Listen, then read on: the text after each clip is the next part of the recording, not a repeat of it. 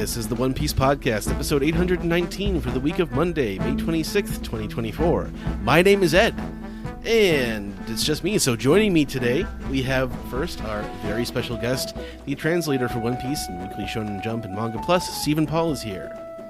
And I'll be the first to wish all of my fellow Americans a happy Memorial Day 3-day weekend. Hope you enjoyed it. Absolutely. Yeah. Sit down for your barbecue and throw on this episode of the One Piece Podcast. Good times. Also joining us, we have a couple of members of Team Dark here joining us this week. We first have the One Piece Podcast financial consultant, Brodsky. I think that's what Zach has as your title. Oh, yeah. I help with all your finance needs. Ayo. Welcome. Hi, Brodsky. This is why they keep me around. I keep us afloat. Thank you, Brodsky. Classic catchphrase. Yep. All right. And also joining us from Team Dark is professional storyboard artist Josh McKenzie's here. Oh, hello, my ducklings. How are we doing? Good to see you. Good to see you again, Josh. Right. And also joining us, we have our anime recap host, Sam Leach is here. Oh, I'm sorry. I thought this was the Lobotomy Kaizen podcast. Yeah, you better go, I think. That's what I signed up for. That's the wrong link you clicked on, my friend. Oh, man. And our special guest this week are a couple of actors from the Crunchyroll dub of One Piece. We have actually dub director Anthony Bowling is joining us today. Well, welcome, Anthony. Wizzy wham wham wazzle. Thanks for coming on. Thanks for coming on again. And also, the voice of Kozuki Momonosuke, Corinne Sudberg, is also here today. Tsunachi! Fantastic. Hello. Nice. We get some adult Momonosuke in this chapter. So. Yeah, my dude is still there. Always good to see. As handsome as ever. Adult Momonosuke. After Yeah. dark. Oh, that's a different show. Oh. That's the one me and Josh are going to do later. No, we're not doing that show. That's not a show we're doing. We already have like 100 pre-subscribes. You got to do it now. Yeah. You got to give the people what they want. Exactly. So on this episode of the One Piece Podcast, we're going to be doing a manga recap for chapter 1115, Pieces of a Continent. We're going to have an anime recap for episodes 1105 and 1106, and we're going to have some piece together. And a few bits of news, podcast news, starting off this week. Zach is going to be off for a few months. He's celebrating the birth of his new child, so we all wish Zach a happy first 0th birthday. Congratulations to Zach and his family. The new Happy Shogun is birth. born. Congratulations. Yay. Mazel tov. Yes. And yes, also in podcast news, we're going to be we've announced this already, but I'm saying it again. Our next show at the Loft at the City Winery is going to be August 25th. That's a Sunday at 7 p.m. That's the weekend of Anime NYC. I believe tickets are on sale now, so if you want to see the show, go and grab those up. We're going to have a couple of people who are on the show today. Me and Brodsky are going to be there. So So is Josh. Josh will be there. Josh is joining us as well. The whole Team Dark is going to be there.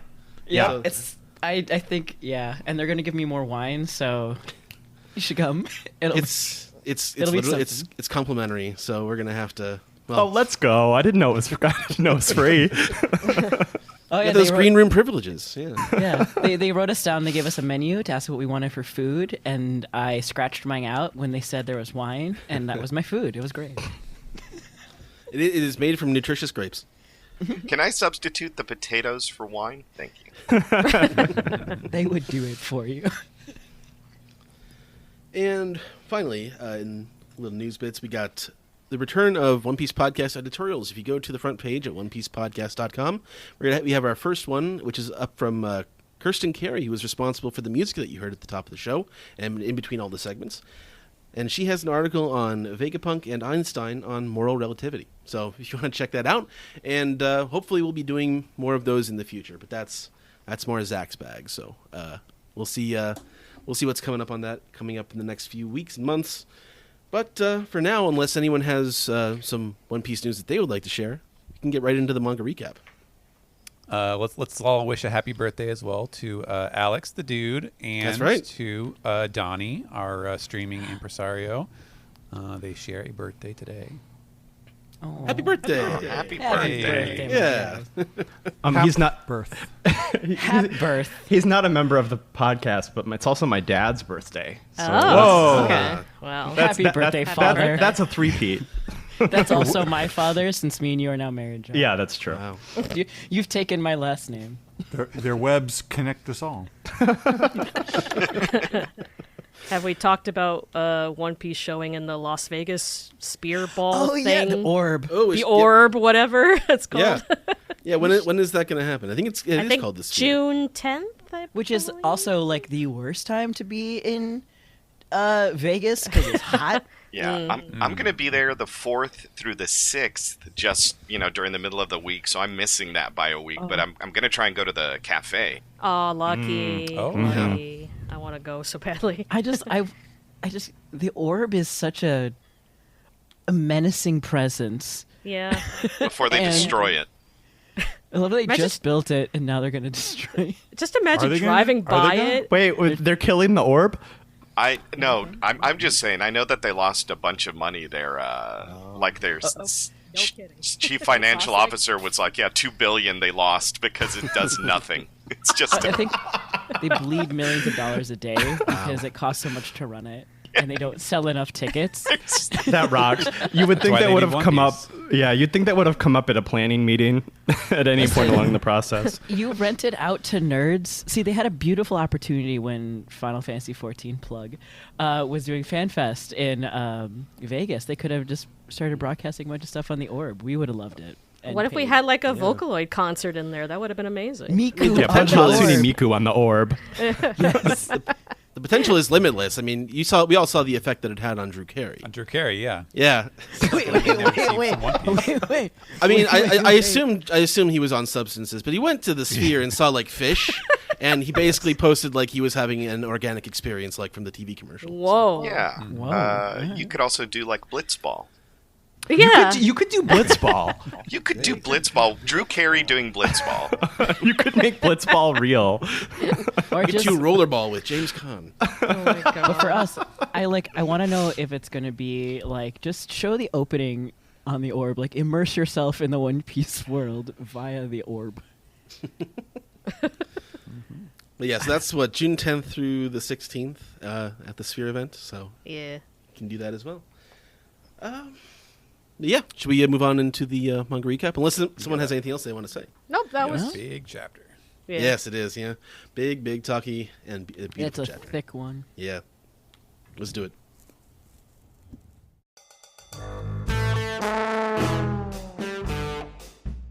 This is the manga recap for chapter 1115, Pieces of a Continent. And we start this week on the cover page with the continuing story of Ogre Child Yamato's Golden Harvest Surrogate Pilgrimage. What a mouthful. Volume 5, Hiyori and Otoko are packing me a bento lunch, and everyone is happy. Look at this. Look at this happy scene. Yamato. It's adorable. Yeah, Yamato with the hands and like the pedestal with the I don't know. It's just so cute. And Kiku is Hiyori and Otoko are packing a bento lunch. It's adorable. And one of the box lunches I think has Odin ingredients in it. It does. Oh yeah, it's got the sticks. The skewers, yeah. Yeah. So that's a little fun nod. Yeah, this is just a really good-looking illustration. Like, a lot of the assistant background details and just the character art as well. Like, it's just a really nice-looking. Yeah. It's just really And they give sweet, too. Yamato that giant crescent moon smile, the closed eyes, which is always a good sign when someone is smiling. It's the biggest of smiles. Makes you feel that Wano has that closure, like they're going to be okay. Yeah, Oh, everything's yeah. fine. I know what color Hiyori's hair is in the anime and in real life, but I don't remember it being this dark in black and white. Maybe I'm It was blue. bluish green. Yeah. Blue green, yeah. So Well, because she used to be like when she's introduced as like Komurasaki, everyone was like, "Oh, it's another Robin lookalike," and then the anime comes out and she has got like light It's like teal hair. turquoise. Like, yeah. Yeah. Yeah. I guess it's like hard when you only have like a few. And you know. Toko's even Toko is pink, and that's like a more dramatic jump. Yeah, I think we can agree Wano's color choices are a jump scare for everything. I could not But guess also- anyone's color pattern. But also Chopper's hat is pink, and that's colored black in the manga. That's true. Oh, that's true. Yeah. Well, they see they have the baskets from like the chopstick dance over on the corner there. I'm sure those are used for some other purpose as opposed to just doing the chopstick dance. But Just the chopstick dance. Yeah. Just the chopstick. Just Candy Ned. Yeah. only candy, Ned, $90. All right. Well, without further ado, I guess we'll get right into the chapter. We start off in the flower capital of Wano, and we hear a ba-bang, and the people are milling about, and there's flower petals falling in the sky, and everything seems to be pretty happy. But we hear I can't believe this got signals from abroad, as Vegapunk's message continues. But as for why he was called a pilot, and then we don't hear from Vegapunk for a whole other page. So, but we hear that Orochi had it hid in the castle, and here you see Grown Momonosuke saying, "So Joy Boy was a pirate? He sounds just like Luffy." And Kinemon rightly says, "You've heard of him, my lord?" And we get to see the shinobi, There's Shinobu. Shinobu, and yeah. is that Tama as well? Yeah, probably. Eating the dango as Yep. opposed to making them for once. She's Yeah, training and- to be a kunoichi. Mm-hmm. And there's the giant slug from Star Wars in the background. Yeah. And you can definitely see the Denden Mushi has Orochi's top knot. I Yeah, think. little top Yeah. knot. Yeah. Yeah. But we continue around the world, see some more places like the brig at Naval Base G4, and we see the former fake Luffy, Damalo Black, but he seems to have a new cosplay these days. So we hear this is the Sanji Killer impersonator who says, Yes. "Joy Boy, I don't believe he's stronger than our captain, right, Captain Kid? Leave that guy alone. He's already dead." Yeah, that's the captain we love and admire. Kid's the most generous guy around. There's no way I'm weaker than that Joy Ball. Libby? Boy. I've been thinking about Joy Ball all day. Listen, Joy ball. listen, hear me out. The way that this is the first page, and I felt personally attacked that I got fucking Walmart discount clearance rack killer. Just with this. Is his face painted on? What is he wearing? Yeah. Half of it is like a hat. Yeah. It's like the a other half football. is It's like painted. a football fan painting his face. So. And you got like Damalo Black's crew dresses like a bunch of improvisers trying to do like, hey, the suggestion was One Piece and it was Killer's crew, like Captain Kid's crew, and they got to find stuff backstage to make like, oh, what if we do this? Anthony. Let's be real. It's Killer's crew.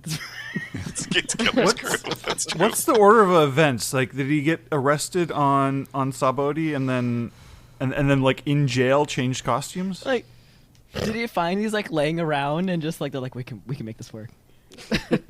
They're from dead Some of those prisoners. costumes are pretty good. Like I forget which one. Maybe that's the Zoro guy playing Heat, because the Frankie guy is the one with the horn guy. Yeah, That- Wire. Wire. Yeah. Wire. I mean, getting like a lace-up corset in jail is a pretty big accomplishment. I Wait, think. hold on. Unless you're hanging out in Nukama Land. Yeah. But look at Damalo's arm. I'm zooming in on this. He's got like drawings for like kids' robotic arms. Yes. He's Yeah. probably Yes, he does. super, like, the That's you, Sharpie Brodsky. Shut the fuck up. Cancel. But like he's probably took like a Sharpie and like drew on. He's like, this looks like a fucking mechanic. It's fucking metal. Man. They'll buy this as a metal arm. Getting a little bit of Mad Max for the week. Yeah, just, Yeah. Oda saw Mad Max. Like, we got to put something in here. A guy who just saw Furiosa voice. I'm getting a lot of Mad Max vibes from So mad about this. I hope that means that Joy Ball is gonna be after like the Captain Kid facade is gone. We're gonna see Gear 5 Damalo being Joy Ball. Yes. Amazing, Yes. Oh, yes. Oh God, how would He's that going to have to work? dye his hair again. I wonder if he has, like, dyed red hair now, too. He commits. Look at, he even put the scar. The scar from his chest is gone. Like, he knows how to do some good makeup. All right, but Vegapunk continues. So we see some Marines somewhere. I guess maybe on one of the ships outside of Egghead. But Vegapunk continues. I have only read from a handful of pornoglyphs, but what I found there was the record of a breathtakingly vast war. And the scenes outside of Egghead or this island is pretty much completely engulfed in flames, except for the lava phase up in the sky there. And he finishes, Joy Boy's enemy was the world government of the present day. And this tremendous golem-looking figure looks like he says, well, wait, is that us? Are we the baddies? No, they don't have that kind of... well, he's a pirate, so, that checks out. We're the good guys. If he was a pirate, then we fight him. That guy in the foreground has big, like, it's my first day energy. Like, it's his first deployment. He's like, crap, did I join the wrong? Damn it. He's got an underbite, which just makes you look... It's the classic Beavis underbite look. So it just makes you look silly. Even Oars had an underbite, and it made him look a little stupid. Anyway, that's it for the first page. On to the next one. Sam. And we got the which elder is this? The big boar monster. Warcury. Morcury? Warcury. More like Porcury. Porcury. Oh, Porcury. Porcury. It's like Mercury's in Vegapunk. retrograde. That sounds like a really good dish. Oh, Take the pork curry. Ooh. Yeah. And you got Luffy and the giants just like running out of the way of the big path. Of like the God, he's huge. Princess Mononoke boar god Yeah. monster thing. Voiced by Keith David. I wish. Yeah. That would be cool. That would be cool. And then Vegapunk is continuing to say, more accurately, it was the precursor to the world government, a provisional army put together by 20 kingdoms known as the Alliance. It's like in Metal Gear Solid, like the Patriots have to have a different name every game. Mm-hmm. Yeah. The group. Yeah, it's interesting to know. I don't know if this means anything or if it's just kind of it is a fairly generic name, but it does line up with like the way that they would refer to the Allies in World War II as opposed to the Axis. So, an interesting choice of words there. And things down below are crumbling. Snails are falling. The long-beard elder. Marcus still like- Mars. That's Mars. Yeah. The bird guy. Wait, I thought Mars was the bald one. No, that's Venus Judo. Yes. Okay. And he's just got like a serious contemplative look on his face. He's got this like I had higher expectations for you, Vegapunk kind of look on. Well, his he's face. also like he's making the snails pass out with like hockey. It looks like. With the black Oh, lightning. that's what's going on. I think you're Yeah. right. Yeah. Crackling black lightning there. Yeah, I thought they're just like fall like I guess I was imagining they were like hanging out on the ceiling and now they're just like falling from the rubble and stuff. But like, yeah, I guess you that's see their goal is to like disable all the Den Mushi because one of them clearly is one of the ones that's broadcasting. Yeah, you can see the hockey lightning coming up. Vegapunk continues. You might say they had no other choice, so robust was Joy Boy's faction. They had no other choice, so robust was Joy Boy's faction. Without knowing the spark that caused the war, I won't say who is right or who is wrong. I will simply state that the two competing ideologies came head to head. As I mentioned earlier, for its time 900 years ago, the country of Joy Boy's birth. ... And we're passing along to an equally contemplative Zunisha. Was startlingly. Yeah. The country of Joy Boy's birth was a startlingly. Oh, why? I am struggling. Startlingly advanced civilization. I could not do You do good, voice you good. acting. Yeah. And the weapons that were used over the course of this 100-year conflict appear to be impossible to recreate with the latest of modern science. And we've got the people on Zoe. We got the people on Zoe. Musketeers. Sam, you're underselling it here. The folks. Your favorite. No one of importance on so. Yeah. No one of importance. I think you're talking about Yomu in the back, the sheep guy. Who's the most important here. Yeah, obviously he's the king of Zoe now. Yeah. He is the largest one, so therefore. I like that Wanda with the shade from Yomu's cape. It almost looks like she has a big witch hat. Yeah. Oh, Oh yeah. yeah, I can see it. Yeah, and I guess this is Carrot's like a Duke outfit. It's just like a little like cape thing. That's cute. Big poofy. It's your girl. Our Cape thing. 15-year-old leader. Most capable. And also in the elsewhere in the world somewhere is It's like, what nonsense is this? He's talking peanuts. And we get the very recognizable masthead of a very small little dinghy boat. Look at his shitty little sail. Saved it. Yeah, they saved the masthead from the big ship. And yeah, so we got Foxy post time skip. He's trying a new look out. He's got like a maple leaf goatee. And a Wario. Yeah, Wario stash. Wa-Foxy. Waluigi. Yeah, there you go. Wa-Foxy, yeah. Wa-Foxy. Again, as we said before, we need the, was it One Piece WarioWare? Let's go. Oh, man. Like, it just... When I opened this page, I don't know what's about this chapter. Last chapter was very like dark, and this one I'm just being like, fuck this guy. Why is he back? I've had enough of this guy. I love that he was like, all right, I've done Count Chocula. I've got like the campy horror character down, and now he's busting out the pencil mustache trying to do Gomez Adams. It is not working. It's like he's channeling Wario. Was it trying to be Gomez but still Count Chocula? Yeah. It's a hat and a hat. It just clashes. Yeah, my mustache keeps growing in evil. There's nothing I can do about it. Why does it make a W? Have a genetically evil facial hair structure. I'm sorry. I do appreciate that, whether by choice or not, that he does not have his Jolly Roger on his sail. That he kept true to his word. Oh, Yeah. Yeah. Somehow he is still a man of his word. But he's not keeping the one that Luffy made for him. Yeah, they ditched that's Luffy's. Yeah. That's how you know he's Actually, a no, bad take guy. it back. Sink the ship. Fuck him. It just means he lost again. Yeah. Oh yeah. Yeah, somebody won it in a fight. I bet Bardo went and found it, and Bardo was like, that's hot merchandise. That's a Luffy. You can't have collectible. that. You can't have that. Actually, The maybe first that's how he drawing of lost. Mickey Mouse. Yeah.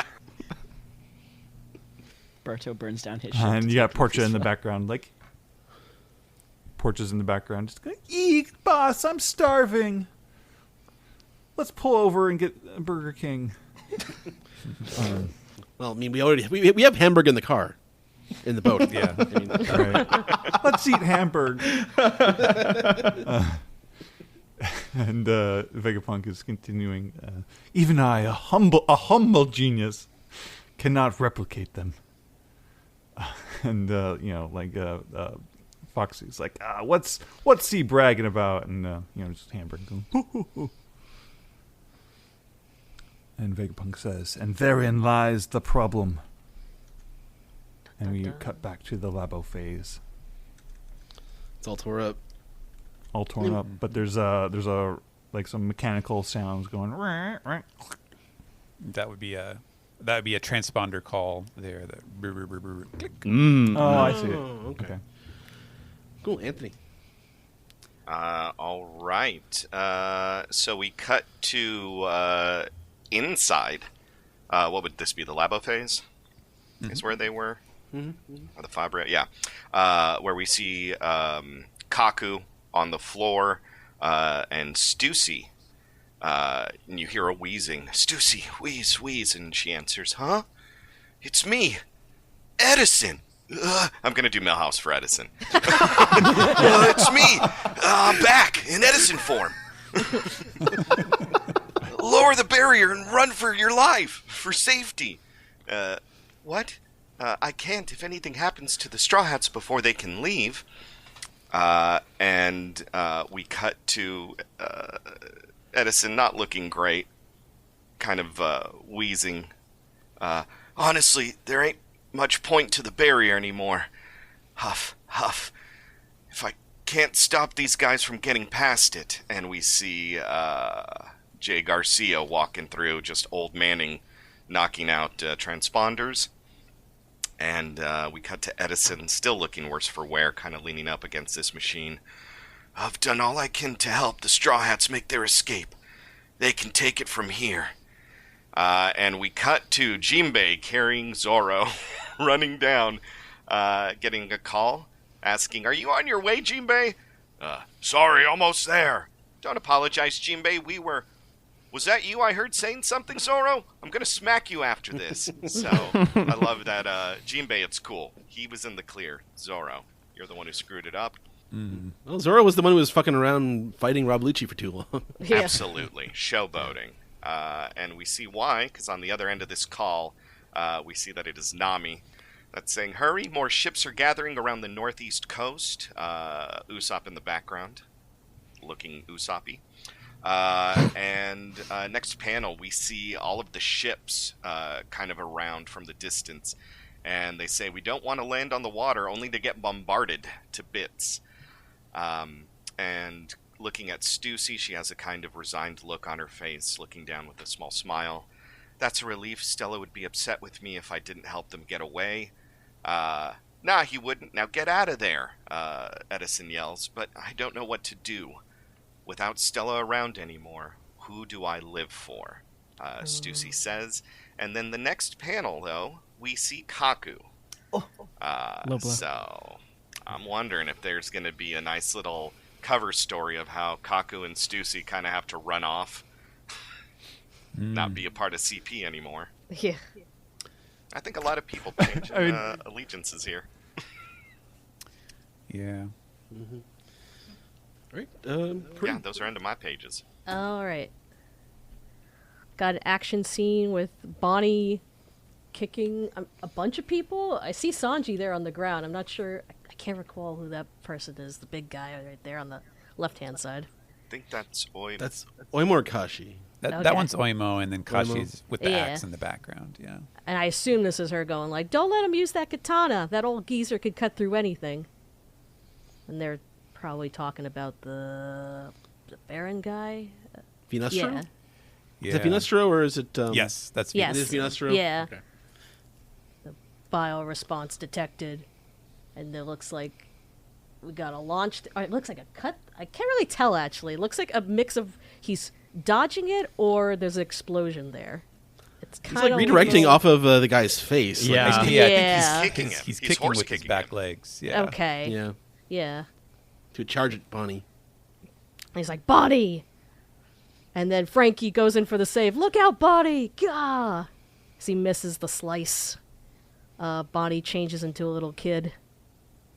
Ah!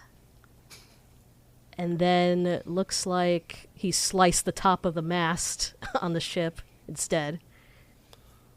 Frankie's like, who is... Oh, is that Bonnie talking? Yeah. The scribbles are really... Can't hold that future forward for long.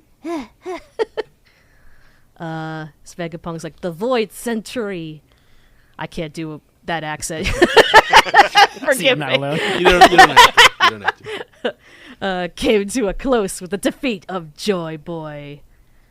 As we see Zunisha and Iron Giant there. How long must you jabber on, Vegapunk? As the Baron leaps up into the air. Goes, "Where is he going?" We call him Robonosuke, or was that Luffy? Luffy called something Yes. else Robonosuke? Yeah, that was, Oh, Romanos. Okay. I think this panel right at the top of page 9 is like my favorite panel in the whole chapter. I love the angularity of that cut. I love how the masks are getting decapitated. I love all of them. There's the flag got cut off too. Yeah, I love how linear it is. I don't know. It's just got a great energy to it. Okay, storyboard artist. Good negative space. I'm quitting. Well, you can quit after you do your pages. Okay. So picking it up from, I'm being told this one's name is Venestro. He has another attack, obnoxious bioresponse. I don't know what's happening in that panel next to the lava phase. I'll be real with you. That's just him. That's just him hovering in front of the cloud there, like that black speck.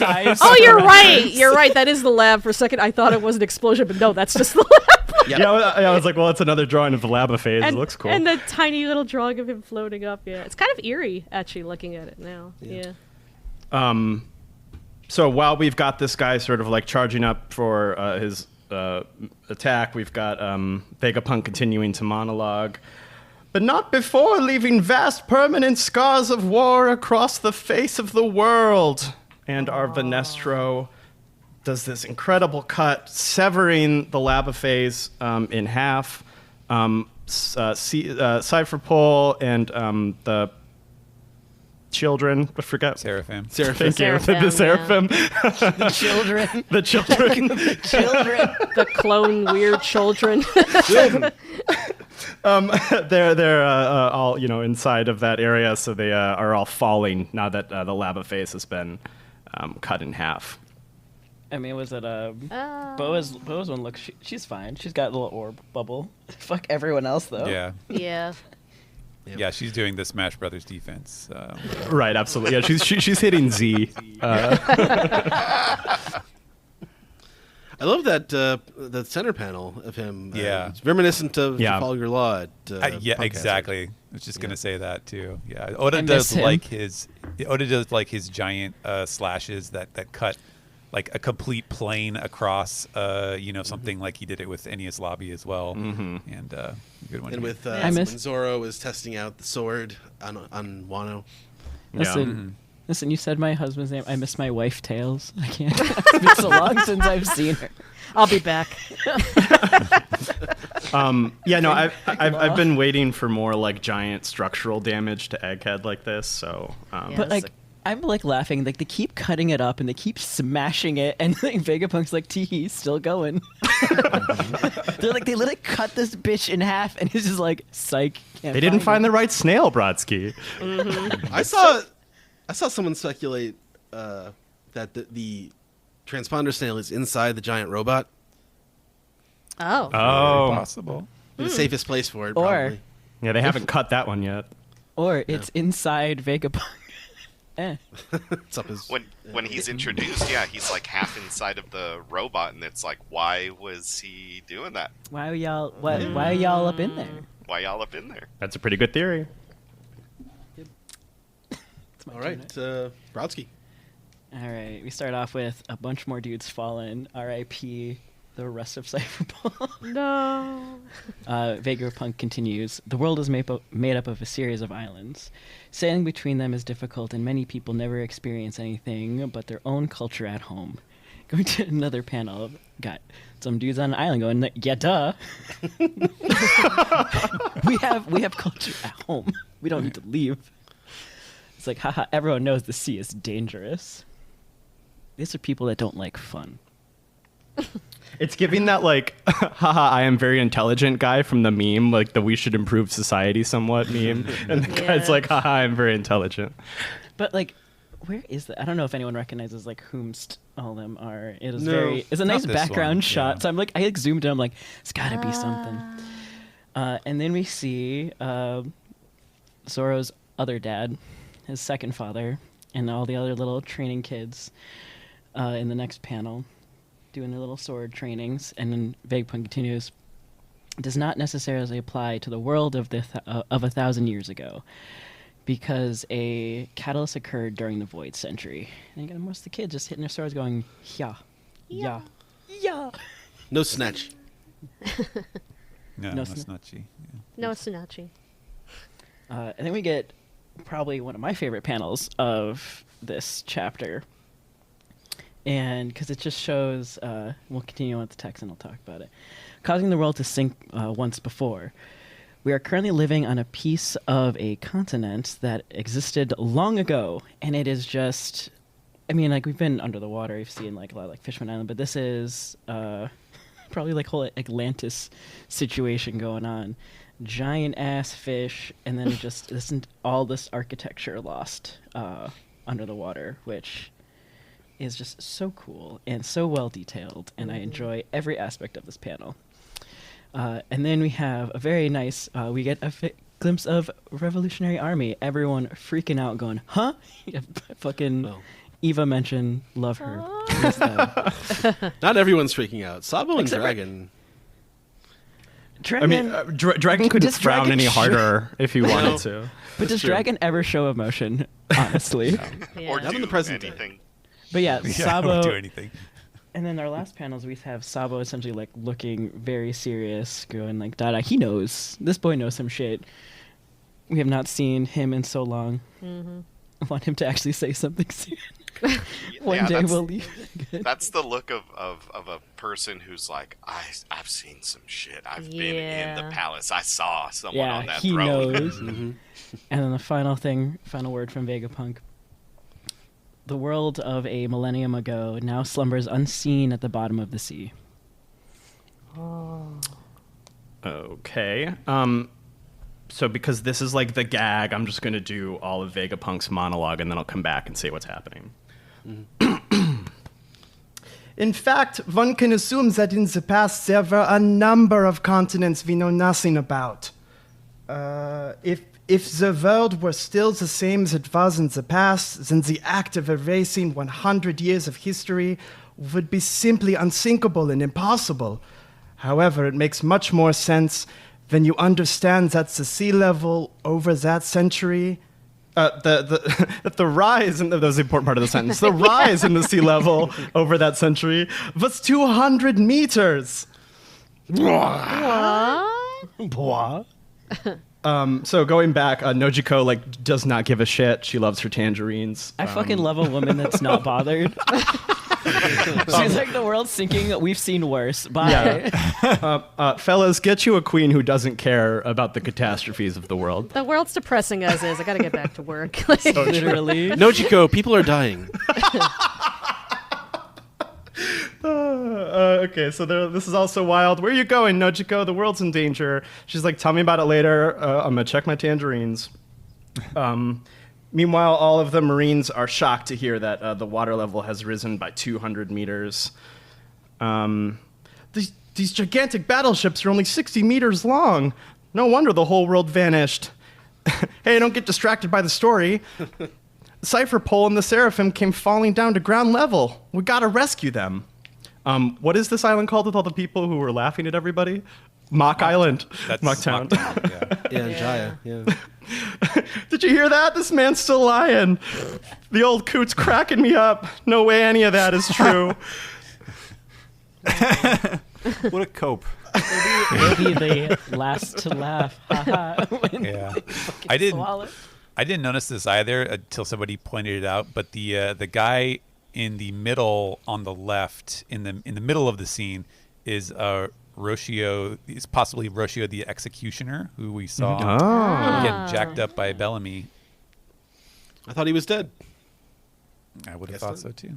No, he just like got his hand stabbed and he got lit Yeah. on fire and kicked out of a building. Just lit on fire, and yeah, so he wasn't dead, obviously. People have survived worse. It's just a little dead. It's One Piece, yeah. Peckham's survived so much. Peckham's got shot and kicked. Yeah, didn't Wiper take like 100 million volts or something? Anyway, my favorite cameo of the chapter, we're going back to the Cherry Blossom Kingdom. I see Dalton. I see a large rabbit. I see you. Thank you. How does such a thing happen? And then in the back we see Kureha laughing. There's still so much to learn about the world. You can see it's her by her hips, the way she's standing. Yeah, you could definitely tell, yeah. By posture, you can recognize her. Strong silhouette. Strong silhouette, yeah. Silhouette. And then I didn't realize you were saying this is Miss Golden Week ad? I didn't recognize her for a minute. Yeah, with the It looks with the like rosy her. cheeks, like it does. Yeah, good to see her. Details. Yeah. More people still listening to the broadcast. That mountain over there is just about 200 meters tall. Imagine the sea rising that high. It sounds like hell. How many people must have died? Miss Golden Week is snacking. She's not interested. This Golden Week went to the fucking the apple orchard with the Yeah. Flanders. Having a fucking Or blast. or she's fear eating, and she's just like, Right. Yeah. Does that mean that I'm trying to remember what the dream forms were? Like, is that Miss Merry Christmas looking on the right? The princess Who's- kind of costume. Yeah. Who's short. Oh yeah, maybe. And Didn't, the act- didn't Miss Golden Week, like, wasn't her dream to be an artist and she had like a fake mustache? Or am I making that up? I don't remember that. Yeah. No, she had like the Hercule Poirot little like curly mustache, little thumbs up thing. I Yeah. remember her. And, like, And a then little the other beret or other one, Miss Doublefinger, right? Could that be her behind No, her? or Miss Valentine's Day. Valentine's Day. That one. One of them wanted to be a was it a cook or something like that? A chef? I don't know. Yeah, it was from their cover story. But the scene continues. We get yet another crowd in the square watching on a projected screen. This one is actually Water 7. You can tell from the Galila jacket and also the big cranes, the very distinctive cranes in the background. And you can also tell that it is night, which we saw earlier with Iceberg when he was getting woken up in the middle of the night, and his little secretary was like getting everything set up for him. I don't see Polly. Where's Paul? Chapter Yeah. L. No Polly. And Vegapunk continues. As for why the sea level rose so much during that century, it would be natural to assume the work of a sudden natural disaster, but I can state for a fact that this was a man-made disaster. And we go to Wiener News here. No, it's WE News. Shut the fuck That's Brodsky's news channel. And Morgan's is screaming, "That's just crazy!" Shut And up. it's such an appalling outburst that Vivi has to put her hand over his beak so she can listen. As Vegapunk continues, if such a cataclysm were caused by natural forces, then the initial disaster would have spanned several centuries and inflicted slow but continual damage upon the world. But by any measurement, climatology, geology, environmental and atmospheric science, this dramatic shift could not have happened within a single century. As he says, he's got his little angry Muppet eyes there, so you know he's being serious. He says, so the cause is something else. And when I detected the rise in worldwide sea levels the other day, I had my answer. And, we get another zoom out to well outside of Egghead. And then we see the five elders looking determined in their search to stop Vegapunk's message. He says, I knew the cause and confirmed its existence. The ancient weapons that sank the world into the sea 800 years ago still exist today and await the moment that they stir once again. And now we see Mary Joa with Pangea Castle there, the very center of power. In other words, the vast war that arose during the Void Century never came to an end. As we close with the zoom in on the flower garden, where Emu is watching the butterflies with that super intense gaze, and we still don't see any details, just the profile. We see their teeth grinding noise over the castle, and then it continues into the. Well, yeah, I mean that's just the dramatic rumbling. I love it for effect. Yeah. Like, So I was just gonna say Emu is such a slay. Like I can't get over it. It's such a good silhouette. When I saw this, I was like, "Oh, Grimace is back." But also, like, it took Yeah, I was yeah, like, sassy it took Grimace. me, like a hot minute to realize those were like butterflies. It's literally just like, is this a pigeon fucking moment? Pigeon. Like that meme, because I was just like, Yes. I'm like, what are these blobs? I'm like, oh no, it's butterflies. This dude is like also unbothered. He's just like listening to it. He's like, ah, fuck it. Like, they don't look like they're like proper insects though. Like they look like almost like they're like flower petals that have been Yeah, turned into yeah, butterflies or it's- something. it's a Yeah. Weird drawing. Everything about him is weird, or them. Mm-hmm. We don't know. Yes, we don't know. All right, thoughts on the chapter? I guess we'll start with Sam. What do you think?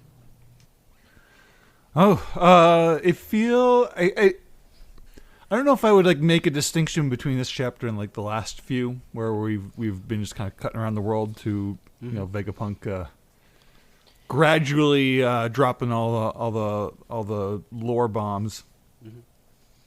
I mean, the reactions I think were more interesting in the last chapter with the reaction of some of the celestial dragons, but yeah, we got more of that this week. Yeah, like I think Mr. Venus cutting the egghead is cool. I always liked that scene in Punk Hazard of Law cutting the laboratory and I mean it's Sad kind of just like factory. the same thing again, but it's cool Yeah. again. The moment Law cut that ship in half, just above Smoker's head, that was when I fell in love. So it's a good callback. Not with this and, guy. Yeah, now you like the Venus guy. Yeah, that's Brodsky. That's a pass for me. no, that's your new Blorbo. Your No. government assigned Blorbo. He is from the government, so Yeah, I'm curious about if there's any like further insight as to why like Vegapunk is so insistent on like, oh, I'm not going to label this right or wrong. And, you know, part of that is just his like who am I to judge attitude with all of his Well, I think tinkering he, with yeah, he interprets that I think because of a lack of information. I think he says he's only read from a few. He's only read from a few of the poneglyphs. There's Yeah, I more don't think he history out knows. there. Like Robin is actually the most well-suited person at this point to actually say what happened. I also think he pulls a lot from the like Oppenheimer type of thing where it's like Vegapunk, I think himself would not want to be judged one way or the yes. other. Much the same way.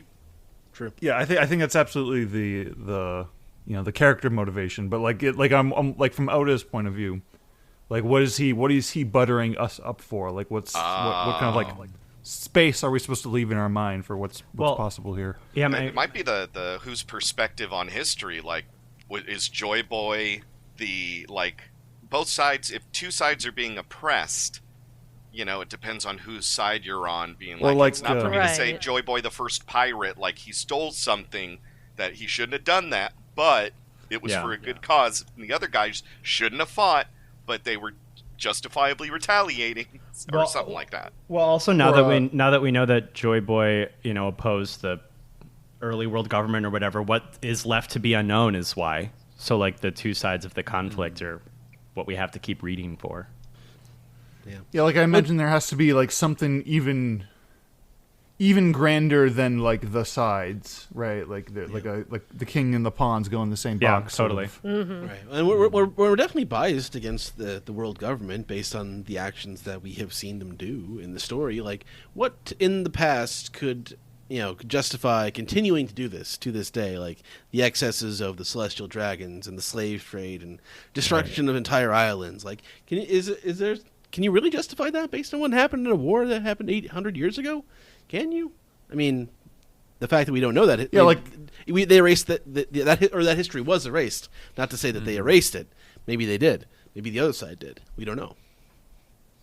Yeah, just like what's the missing thematic piece that like kind of connects all these like very extreme differences.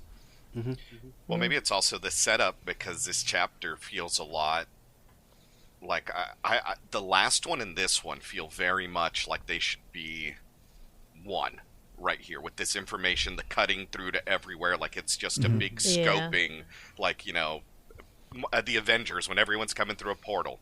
This is one big sweeping kind of thing, and this is an everybody problem. Yeah, and to have him come on and say, hey, you need to decide for yourself, and then you show the Marines being like, wait, are we? And then also, I think the last chapter where it shows St. Charles' sister being like, what was the Void Century? Like, are people going to have to make choices? Marines are going to have to start choosing sides. World nobles are going to have to start choosing sides. So I think that's where also maybe the play is that Vegapunk knows if I leave the choice up to the people, most will do the right thing, rather than me tell them and it taint, the message with their opinion of me. I'm going to leave it in the hands of them to decide rather than me taint it with saying it was wrong that the world government did this or whatever. Right. The truth shall set you free, maybe. Maybe, I don't know. And like I like the kind of framing of like this whole story has been, kind of a long slow motion war that we can kind of assume will conclude with like the final battle of the series. Definitely, yeah. So like everything that's like happened in the past, like it's not even cyclical. Like it's an open book that needs to be closed yet. Mm-hmm. All right, Sam, you got anything else? That's about it. All right, cool. Anthony, what did you think of the chapter? It was great. I mean, I kind of jumped in a little bit. I was just gonna say, yeah, he kind of said his piece with the revolutionary kind of deal and all that. Yeah. I will say, speaking of the revolutionary thing, what I wanted to throw in is when we were watching the anime, my wife pointed this out, and it was in the newer episodes where they flash back to Vegapunk and Dragon. Yeah. And he's in his that government uniform that he had when he was in the army. And she goes, hey, pause it. Go back. Oh, the scar on his face is the same as his bandana. And I went, what? And she goes, yeah, look at the diamond, look at the pattern. She goes, that looks like in the pictures, like Flashburn, when they dropped the bombs, and when intense heat or electricity hits fabric, it will, on your skin, burn that into it like a tattoo. And she goes, well, if Akainu is really pissed at Dragon, if they were kind of buddy-buddy and they had a falling out, he could have done, or even Borsalino, Kizaru, or his light attack. It could have been either one of them that could have had the falling out, attacks Dragon, and he either uses that bandana, has it like tied around his head for a wound or something, and it flashes, he like blocks someone, and it burns into his face. And appropriately, like the Mother Flame is sort of an atomic bomb analog. Yes. So bringing that up, it showing him with that scar, she had brought that up, and I was like, that's a cool theory. I don't know if anyone's ever said that, where they're like, what happened to his face? But looking at the pattern, it's got the diamonds, the hash marks, and if you look, some of them are less gruesome than others, but if you look at flash burns, when they pull the kimonos back and everything, it's like, I saw one that looked almost exactly like Dragon's. I need to take a look, because like that just means Dragon's not hardcore and didn't get a face tattoo. He didn't get a face tattoo. No, but I mean, even more hardcore to be like, man, maybe he just protected someone. Just took a blast of light. Brodsky's like, oh darn, he's not like Machine Gun Kelly. That really sucks for me. He's Jared Leto's Joker. He's so cool. Shut up. Monkey D damaged.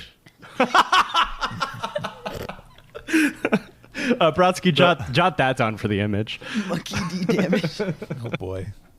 Post Malone. I'm curious, Anthony. No, I can't draw that. Yeah. I'm curious, Anthony. So as an ADR director, when you are looking at like a chapter of source material here, and you're like, okay, we've got about 50 speaking parts, and the vast majority of them are already existing characters. What's the first thing that pops in your head? Panic. I mean, I was gonna ask that Correct. too. Yeah. Yeah. Man, anytime like doing like the Dressrosa when it was like Colosseum, that's like, oh, that's background. We can do that. But then when it's like, hey, so they're pulling back Miss Golden Week, Miss all like all of these things. It's like, okay, cool. So we have one cue with this actor, one cue with this actor, one cue with this actor. Are they still acting? They haven't done this for like 10 years. Do we know what they're doing? Nightmare! Yeah. Literally, it's also like the budget being just like we have to.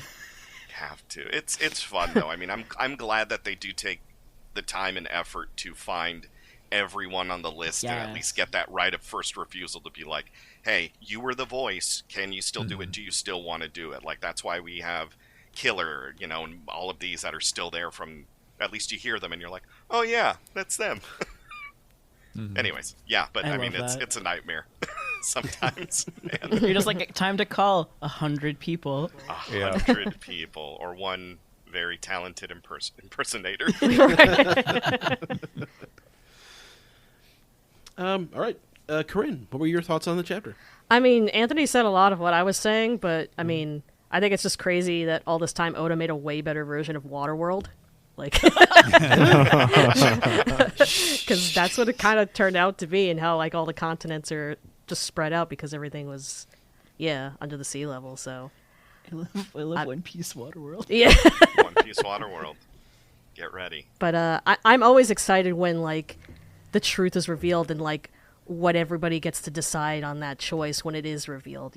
It's a big undertaking, and I'm very excited what's going to happen next. So. Yeah. All right, Josh, what do you think?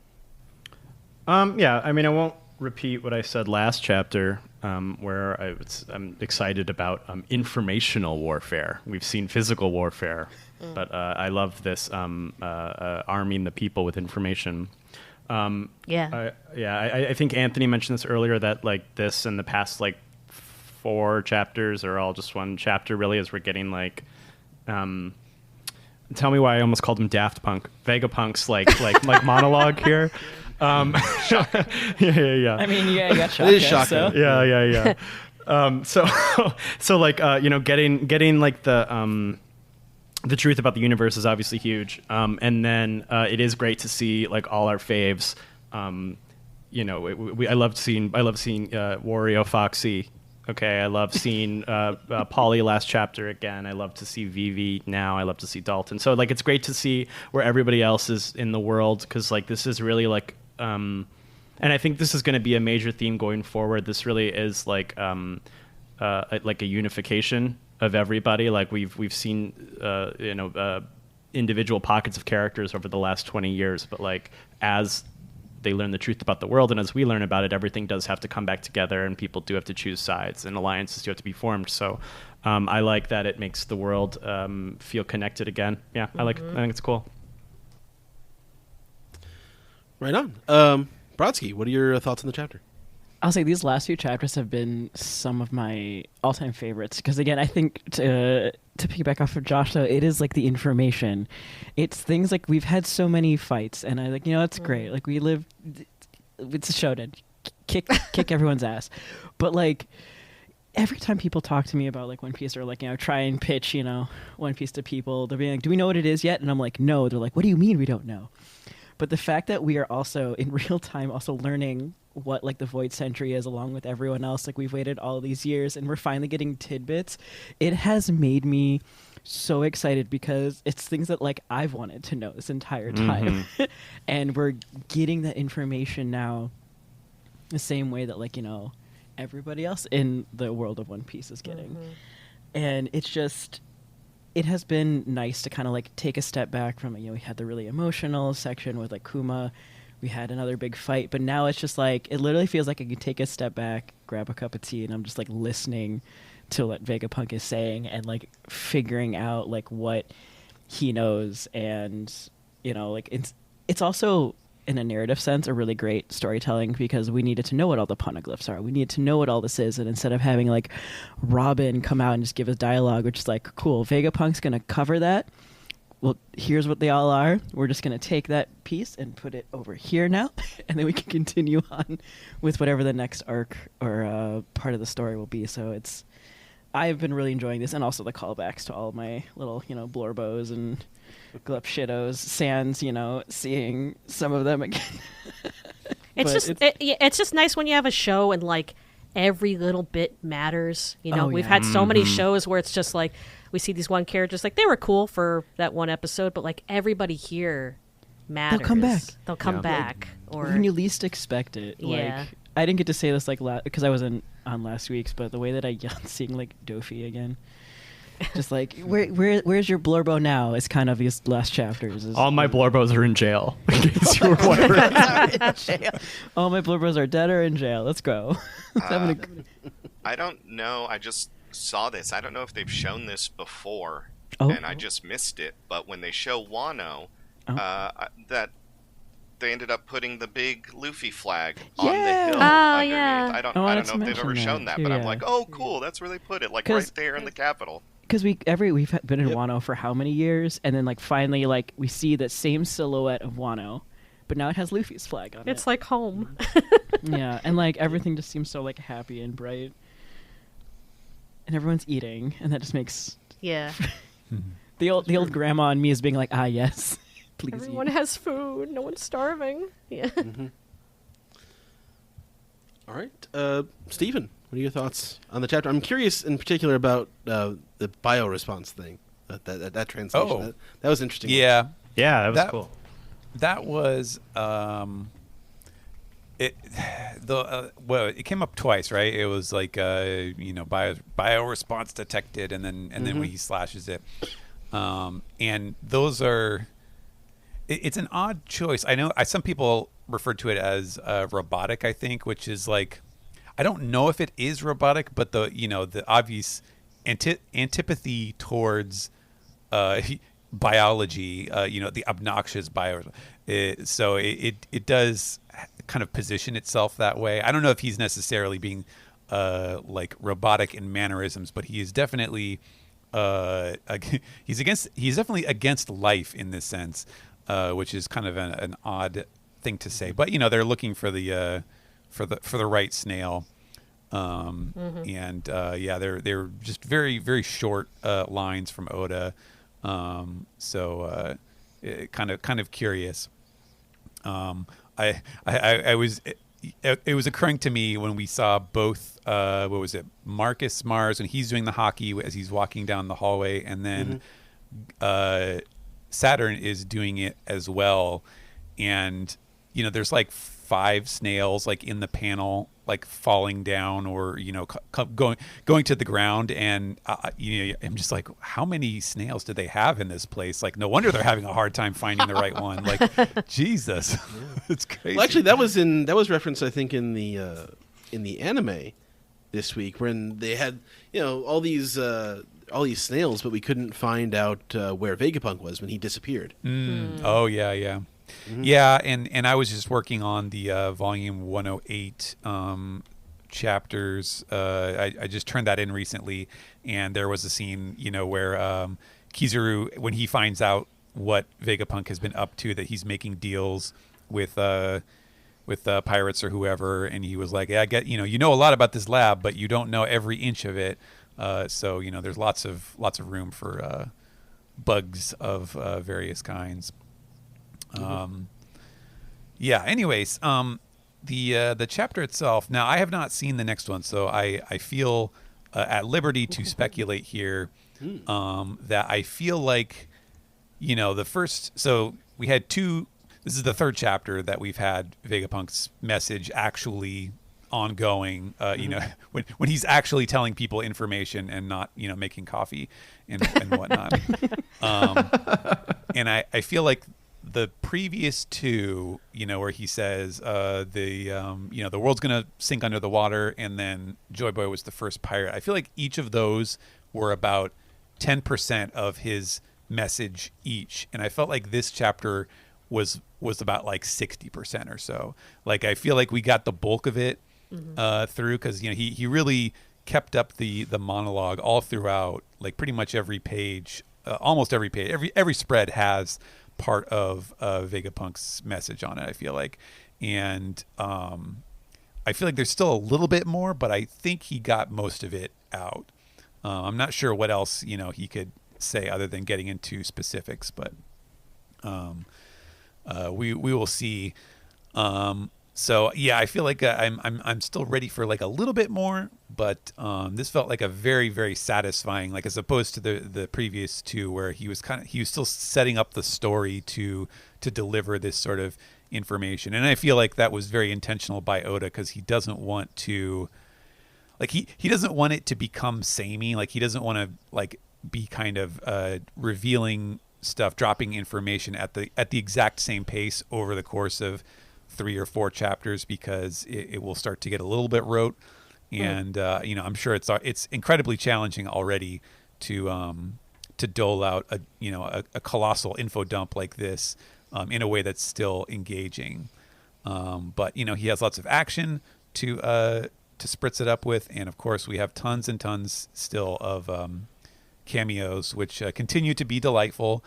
I was just thinking to myself, like if Anthony or whoever, Emily or whoever is doing ADR, if their challenge is to try to get the casting settled for all of these, my challenge as the translator and as someone, like, this series is so long in the tooth now that nobody except for like the voice cast for the main crew has been doing the same role like from the start to today. Like, we've all kind of inherited our positions working on the series from somebody else who did it before us. And so for me, it's a lot of like looking back, like for Foxy's little scene, like I got to go out and get out my books for the Davy back fight, because I'm like, okay, how did they represent his little laugh? Like, how did they spell it? What did they do for Portia's little like her little sounds that she makes every time she talks, and all these little things? And that's one panel for 17 pages, and you turn the page, and then there's another cameo with another character who predated my time working on the series, and all these little things. And so there's a lot of work that goes into just trying to cross the T's and dot the I's and everything. So it took a long time to, I feel like I was working on this one pretty much all day, but it's so rewarding, to have a series, like we said, that everything matters, everything is connected, everything comes back around, and to get to work on something like that is just a real privilege. So it was a fantastic chapter. Still don't know what's coming up next, but I don't know. I didn't. Again, same thing with the flooding aspect. Is I didn't expect him to reveal that. Oh yeah, and the flood happened once before, and it's going to happen again. As opposed to like, oh, it happened once before, and then it went back down. No, it went up 200 meters, and we're still there. And so you can kind of probably look at some things. I'm not sure if Wano was supposed to be 200 meters tall or not, but if the water level well, no, I guess that does make sense, because it would have been the historical Wano that lies under the sea, right? Yeah, but that one was built, so yeah. I guess that doesn't necessarily apply here. But anyways, really exciting to find out more about the I was going to say prehistoric world, but kind of pre-ahistoric or non-historic world, referring to the Void Century. So very, very intriguing stuff. I'm not sure. Yeah, I'm kind of babbling on here, so I guess I'm out of stuff to talk about. Well, it's interesting that Vegapunk, maybe he has a way of telling, like, I mean, he's done research. Maybe he has like archaeological evidence of, or I don't know, maybe there's something else that he's uncovered that makes him sure of this. But it's interesting because we've seen it in things like Jinbei's cover story, where he visits the ruins and he takes the poneglyph from down there. That's the one that he gives to Big Mom, I think. Yeah. But overall this chapter, I don't have too much to add, but I do want to talk about the Stussy scene a little bit, because she seems to have this paternal feeling towards Stella in particular. And it's just interesting how the two different Buckingham Stussies sort of relate to it, because I was watching the anime this week, and Miss Buckin, the old one, is in that episode lamenting, the loss. Her son was captured by Admiral Ryokugyu, and she's whining to Marco about it.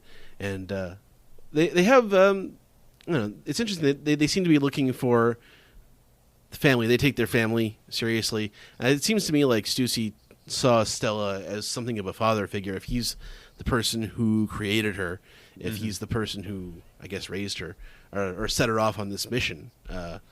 It's interesting to see, like, because I think he said it was like a 20-year mission before she came back and betrayed CP9.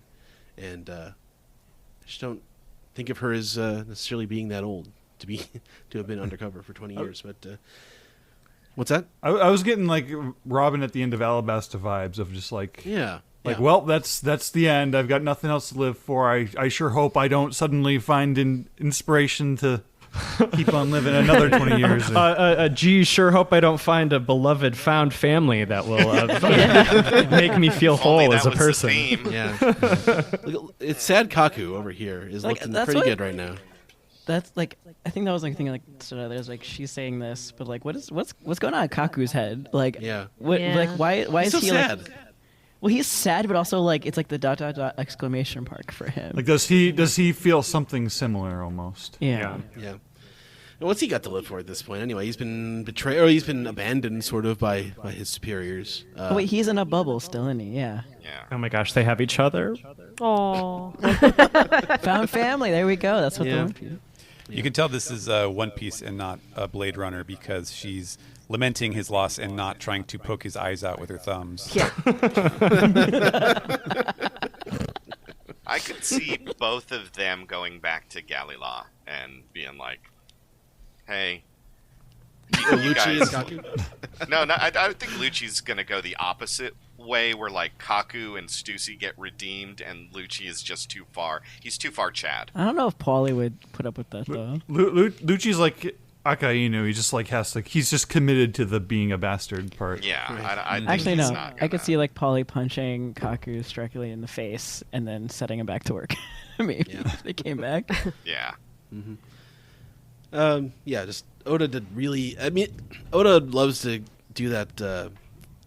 The thing like with Law did with Punk Hazard, just the way that it separates the like you see the insides of the lab, and the way it falls apart it's just really it's just got this. It really puts the Straw Hats in danger, really, because that's where their ship is. So that adds another level of danger to it. So we're gonna have to hopefully in the next chapter figure out, the Straw Hats are gonna come down the cloud path with Jinbei and Zoro finally getting there, and the lava face is basically gonna come crashing down. I assume the way it's been cut up like this. So. Where's the forbidden other half of Vegapunk's brain in all of this, and the forbidden juices?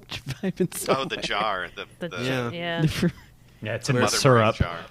Where's like what part got cut up? Is it up top? Is it now falling to the ground? Yeah, where is the Mother Flame? The Five Elders were so intent on not destroying the Mother Flame that Vinustro has sliced the entire Labo phase, and what's going to happen to that now? it's gonna fall. That's gonna fall on the ship.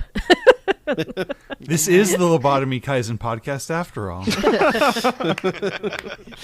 Surprise, Sam. Click the right link. I hate Their to web be, connects us all. I hate to be that guy. I have to go. Oh, thank you. Just if you have any plugs you want to do before you have to leave. No, just if you want to follow me. I mean, we're constantly working on stuff. I'm constantly working. There's some stuff that hasn't been announced yet, which is always great to say. We love NDAs. Yeah, love it. At Bowling4 Anime, that's the number 4. If you want to follow me on Twitter, I will never say X. Die on that hill. Yeah, man, just been doing that. Keep watching One Piece. We had our Gear 5 come out, so if you haven't seen that, man, that was a big thing that Emily and I had been talking about forever. So proud of it. Colleen killed it. Everyone killed it, man. So that's it. I'm just saying, if you love One Piece, check it out. Live action manga, anime, Support it's it all. good. Yeah. It's all One Piece. We're all one. Yes. Nakama? Peace. Whoa. Nakama. But thank you all. You guys are great, and hope to see you all again. Well, thank you for coming on, Anthony. We Yeah, really of course. appreciate Yeah. it. Thank you for having me. Thank you, man. Good All chatting right, with you. See y'all later. Bye, Anthony. Bye. All right. So long.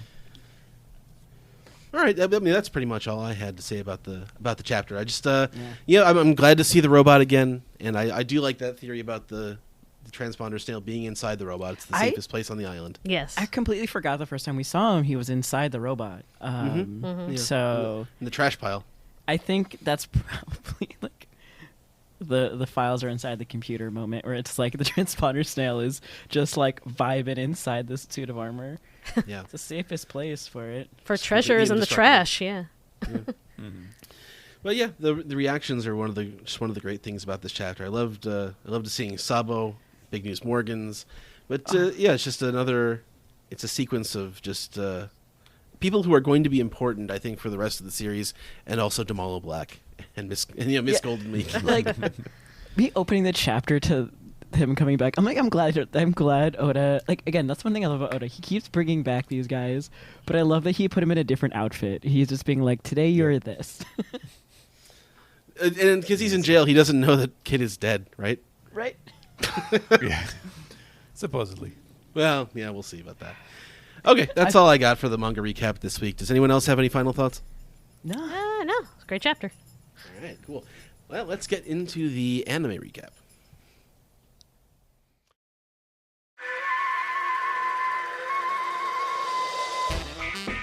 This is the double anime recap for episodes 1105 and 1106. I'm your host Sam, and today with me we have the only person it could possibly be. Joining us again after a long hiatus. 1 whole week. We have Ed. 1 whole week, yeah. All the other hosts are off this week, so we gotta make do. We gotta make the best of it, and I think there's some really good things in these episodes too. We begin with 1105, A Beautiful Act of Treason, The Spy, Stussy. And we open the episode with Brooke reacting to Stussy's betrayal of CP0. Zoro is just kind of like looking down at the ground at the two bodies. He's like, it's not my place to say something, but are you sure you're allowed to do that? He says to Stussy. And Stussy just... It's just him just trying to not get involved. Yeah. It's like I don't know what the government's rules on treason are. Well, I will say the episode title is truer than usual. It certainly is a beautiful act of treason. And Brooke is he's up on the sunny, simultaneously cowering in fear and being enamored with Stussy. He is really over the top in this one. Like he loses it. Yeah. And Stussy gets on the phone to talk with Shaka because they're tight. And so Stussy has been an undercover ally of Vegapunk's for 20 years. But she doesn't have the authority to stop the Seraphim's attack, so that'll have to be it'll be the Vegapunks. They'll have to be the satellites who make that call. And Zoro and Brooke are like, "Hey, do you think that those kids are familiar?" And Zoro says, "Yes, especially that one." I mean, really, come on, man. You can't just see it. Like, that's the one. Like, oh, I don't recognize these other ones, but this one over here. Zoro, the one who looks like my crewmate. Actually, I don't think he saw that one yet. Has he? But yeah, the Mihawk one, I guess, is. Yeah. Well, it's got a sword. It's the one he cares about. Yeah, it's the one he's interested in. Yeah, he's gonna fight it because it's got a sword. Now we got the Vegapunks are coming outside. Lilith is trying to call out to the Seraphim, but before she can make the full command, S-Hawk is already slashing at her, and the slash is coming into the reflection on her eyes. And that's when Zoro jumps in and clashes with S-Hawk, and he's kind of getting his jabs in on Mihawk. On all the way on the other side of the world. He's like, "Oh, I look at you closely. You're even more human than he is." Just because S-Hawk is sweating and struggling that makes him that makes him more human than Mihawk in Zoro's eyes. Yeah, I can imagine that he's even when they were training together. I don't think Zoro certainly was never be able to beat him. That's still his ambition. Right.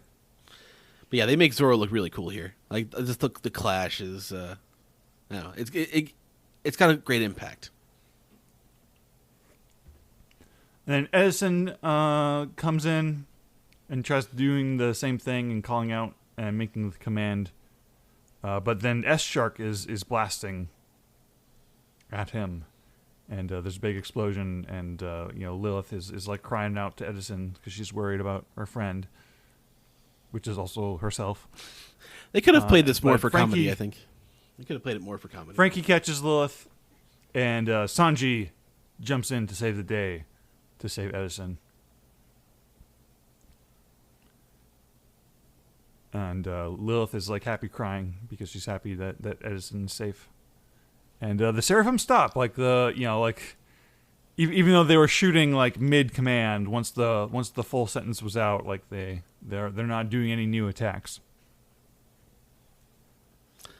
Frankie does a very graceful save of Lilith in this scene as well. It's it's interesting. Normally you get Sanji or Zoro get to do that, get to be that cool, but this time it's Frankie. I appreciate that.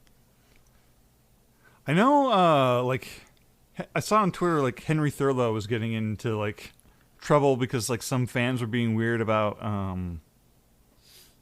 like they didn't like that they made Sanji not look as cool as he looked in the manga or something. I'm not really sure what they're talking about there. I haven't seen that. It's one of those just like completely not a real story, but like people are making a thing out of it.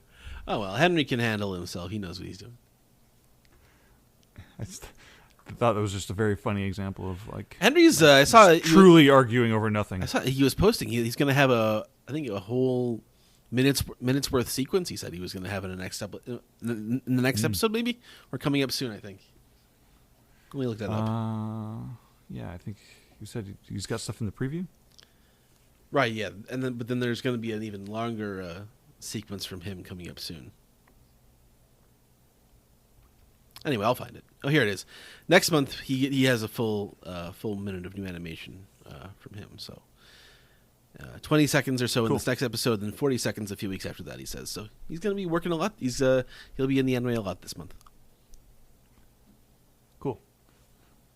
And so like between the call between the in the conversation between Stussy and Shaka. It sounds like the plan is for Stussy to come along alongside of Vegapunk on the Sunny. And Sanji's very happy about this. And this is the part where he's really burning up. Luffy and Chopper are still running around looking for Bonnie and Vegapunk. And then we spend like a little minute of the narrator just kind of recapping the events of the Egghead arc so far. So that we can build up to the stinger that where the narrator says, but an incident has occurred. Dr. Vegapunk Stella has disappeared. Right, so like everyone's looking around and we just have this kind of ominous mystery of no one knows where the original Vegapunk went. And we go to commercial and we come back elsewhere. Yes, on the island of Sphinx, a.k.a. Whitebeard's home island, Sphinx. a.k.a. where Marco's living now. And the Marco has arrived after his brief business trip in Wano. And the kids are trying to inform him, like, oh my god, you missed it. There was just a huge fight and the big explosions and a powwow. Like, how come all the excitement happens when you're gone, Marco? But yeah, so there was a marine attack on the island where led by not Nezumi. Yeah, he's Nezumi means mouse or rat. I mean, this guy is Nezumi's like a rat. This guy has a name, and he's like a gerbil or something, or some other rodent. He's got nasty looking teeth. Yeah. Yeah, and they're like, "Oh, we're looking for Whitebeard's treasure, which is definitely going to be here." Yeah. And now that you're no longer protected by a warlord, it's fair game. This guy's definitely saying the quiet part loud about you're not a part of the world government, so basically we can take whatever we want from you. But then Weevil appears, and I believe this is the good old Naotoshi Shida animation. Ah, yeah. As he slams the not Nezumi into some rocks and starts to defend his daddy's hometown. Yeah, they made Weevil look pretty cool here, actually. So it's I don't know, it's the way that's animated just makes him. It's very impactful, and just the way he goes flying and crashes into the cliff there. And Marco's impressed hearing about this after the fact. And this is when Miss Buchan, a.k.a. Stussy Buckingham, comes crying and yelling at Marco. Is she sad or is she angry? She seems to be both. We got this flashback showing like this big epic battle that Weevil had with like some no-name Marines. But then, like, off-screen, there's the story of Ryokugu just, like, passing by and capturing Weevil and running off. It's interesting, like, he actually does protect the village, but Ryokugu, I guess, is just strong enough to, like, capture him and remove him. He's got the tree powers are pretty strong, but it's interesting that Ryokugu ultimately did leave the village alone. Well, so like, what's the order of events here? Like, Marco left Wano. Mm-hmm. Ryokugu showed up on Wano and got chased out. Ryokugu went to Sphinx and kidnapped Weevil, and then Marco finally got to Sphinx? That's a good question. It's not really clear, is it? No, it's not.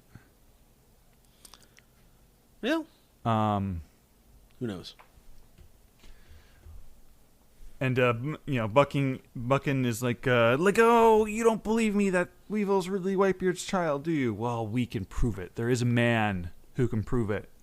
And his name is Dr. Vegapunk. And good thing that we know where he is right now. He's got a steampunk paternity test. Also on the way to Egghead is Kizaru. And his Marines, and he has a guest on his ship as well that he is delivering tea to. Like who could possibly be high ranked enough for Kizaru to be like an errand boy for? Yeah. And that would be one of the 5 elders, J. Garcia Saturn. The one with the fanned out hair and the hat thing there. Yeah, he's got the Imperial Guards with the big pointy helmets. Mm-hmm. Yeah, they do he has his entrance is I keep using the word impact, but to have this guy entering the story now, and I think they give him the appropriate amount of gravitas. To be continued, and the Lilith and Edison segment this week is about Marco. Oh, it's a good reason to watch. Episode 1106, Trouble Occurs, Seek Vegapunk. And this episode opens with a pacifista emerging, a new type, like one he's not quite like the cop-looking one we saw earlier. He's not quite Kuma. He's got like a new look going on. It says PX3 on it. Kind of jacket thing, yeah. PX3. We got government agents who are like working under CP0, and they're like they're opening fire on Egghead. And the pacifista emerges and starts fighting the government agents, even though he's not supposed to. And this pacifista can create paw bubbles, just like the original Kuma, and it's made of like some technology that Vegapunk invented. And this is, as you mentioned, this is Pacifista Mark III.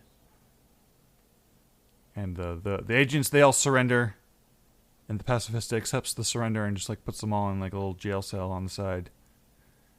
And we get our question answer as to why would the pacifistas be fighting against the world government. Well, that's because they answered to Sentamaru, who's down below, getting bandaged up by some tiny people. Like, is he big? Are they small? The world may never know. He is pretty big, but they also have mended like the giant gaping wound in his apron as well. Mm-hmm. As they do. Sentamaru is having trouble getting in contact with Vegapunk. Just nobody can get him on the phone. Nobody knows where he is. And we have like a little black and white shot of when Vegapunk when we last saw Vegapunk, which is when he looked like a toddler because Bonnie beat the age out of him. But Bonnie has locked him out of the room so that she can have some alone time with the big pod bubble memory pod. She needs answers about her father, so she's approaching the pod bubble and touching it, and there's like a big shock effect. And then eventually she is teleported into Kuma's memories, and she's like in a big field of like brown dead grass.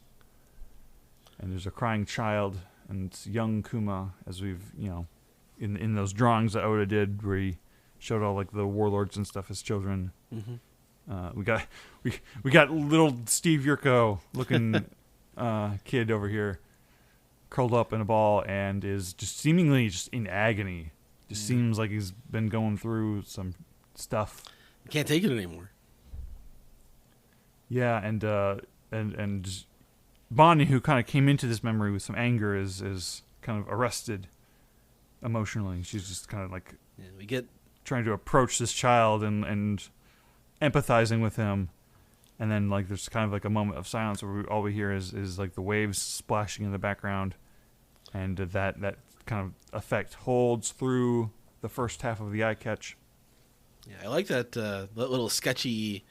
It's all let's say it's something like Evangelion, but the way they like go from the old Kuma to the young Kuma with that really sketchy style. Like I think it's white on black.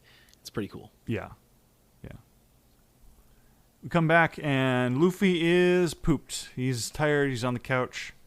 He's like, "Oh man, I've been running around all day looking for Vegapunk." Spends the second half of the episode panting the entire time. Yeah, Chopper says, "Oh yeah, Luffy broke his shoes, so he had to spend all that time running." Like I feel like even Luffy running around all day probably wouldn't tire him out this much, but I guess he did go Gear 5. It's true. That'll take it out of you. Like, oh, we don't know where Vegapunk is. We don't know where Bonnie is. And then Shaka on the side is like, "Oh, I know where Bonnie is. I can see her on the monitor right here. I can see her the whole time. Why didn't you ask me? Why didn't you say something?" I do love gags like that. And we got Zoro, Brook, and Stussy arrive, and they're now decked out in their future outfits. Zoro's looking pretty slick in his black outfit. I find the Stussy's like banana yellow pink combo very off-putting. I don't think it's a good color combination. And she actually gets to wear the tights, unlike Robin and Nami with their bikini bottoms. Yeah, like she has like the no bottom. Like I guess in the manga I assumed she just like was wearing a version of what Nami's wearing. Yeah, but she's got like white pants or white tights or whatever. Which is another color that does not complement the other colors. Pink, white, and yellow. It's a little washed out. Actually, this is the real Sanji going crazy scene that I loved this week. I watched these back to back, but him freaking out over Stussy looks like good. She's got like a strawberry banana yogurt color looking going on here. Exactly. Yeah, Lilith and Edison have prepared Atlas. They're like, "Ta-da! Look, she's not dead." And so Sanji is exploding with feelings over all the cuties and the pretties and the lovelies in front of them. Can't control himself. I guess Atlas is included. Atlas and Lilith and Stussy. I mean, I guess Atlas is the cutie, I suppose. It's very adorable. Yeah. And Nami is getting ready to take her anger out on the unconscious, Lucci and Kaku. She's like lifting her foot up, ready to like stomp on him. But Robin stops her. She's like, "Don't worry, babe. I appreciate the thought, but let's save our energy, I guess." Shaka tells Susie they lost Stella and lost control of the Frontier Dome, which means that if they try to leave the lab, lasers will shoot them and kill them. So now everybody has to split up and look for Vegapunk. And Zoro is like, "Oh, all right, I guess I'll go looking for him." And then Sanji jumps in like, "No, you gotta stay put. We can't be looking for you later now." I just love the way they zoom in on his eye, and then he go like this expression that he's making when Chopper shows up is just like, he's like, yeah, they have this very like panicked, like we just begging, like, please don't make us. Yeah, I've never seen worry about you. I've never seen Sanji make that expression before. Actually, it's pretty good. And I like Zoro's defense of his actions here, where he's like, "What? I just gotta find an old man whose head is cut off, right? Can't be too hard." Robin is the only one that Zoro listens to. Yeah. So Zoro, I guess, stays put with Luffy. They hang out on the couch, glaring at Kaku and Lucci. And then we move up to in the sky, where Big News Morgans is. He seems to be privy to some of the information about what's going on Egghead. How did that happen? And he's getting excited about all the news stories he's going to write. He spins his hat on his head so it like rotates like on his dome. Yeah. While he's like, we're gonna write the headlines. Luffy, the Emperor of the Sea, kidnapped Vegapunk, or he's holding Vegapunk hostage. It's apparently he's taking kickbacks from the government over these headlines just to make them look good. Damn. And then a voice speaks up, like, "That's ridiculous. You shouldn't do that." And Vivi is there, and Wapol. They're hanging out with Morgans sometime after the reverie. They've been hitching a ride here, and Vivi is standing up for Luffy, saying, like, "Luffy wouldn't do that. Don't just write nonsense. Don't write whatever you want." And Wapol in the background is freaking out, like, "No, like, if the government has this room bugged, they're gonna know, your allegiance, and they're gonna think that I'm with you on that, and yada yada." Yeah. Vivi's not budging. But yeah, Vivi doesn't really care. I like the newsy girls in the background fawning over Vivi. The one girl's like, "Oh, I was the one who lended her my clothes. I'm never gonna wash them again." I like how Wapol calls him Morchan, not Morgan. Morchan. Morgans is unmoved by Vivi's criticisms of him. He says, like, "Oh, don't you see? I'm the one who gets to decide what news shakes up the world. I'm the one, no, even if the government pays me, even if the information I have says one thing, newspapers at the end of the day for me are about entertainment." Yeah, that's not a great message. So Morgan's not a great message, but it's kind of cool, like, just to have this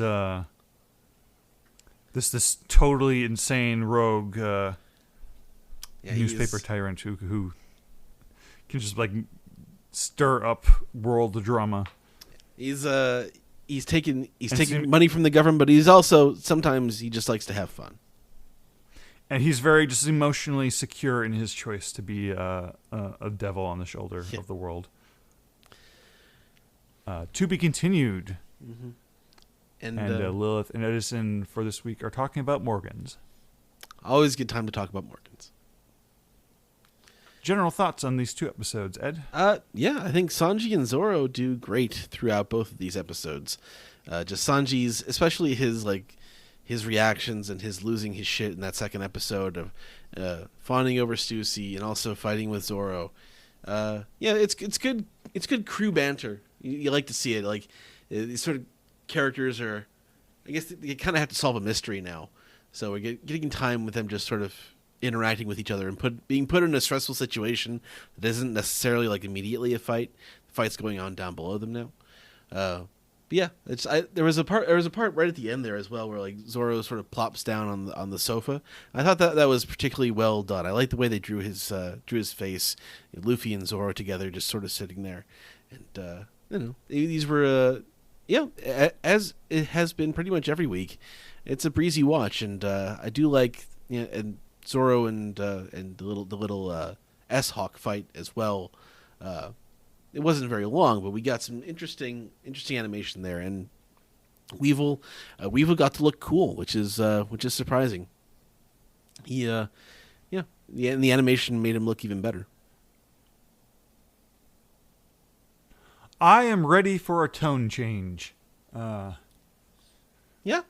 Just the running around the lab and the kind of like soft betrayals of the like whose side is who on, and when are we getting off this island to take Vegapunk to Elbaf or whatever. Right, but the arrival of Saint J. Garcia Saturn in the first episode really sort of well, he hasn't arrived yet, but his arrival when it does happen is going to kick off some big shit. You'd think it's going to change the whole Kizaru showing up and Saturn showing up is going to change the entire I guess face of the arc. Yeah, and the Kuma flashback coming up, it's going to be that's going to be something. That's more just hinted at. We don't really know what exactly is going to be in there yet, but it's not. It can't be good. Well, it'll be bad, which means it's good for us, the viewer.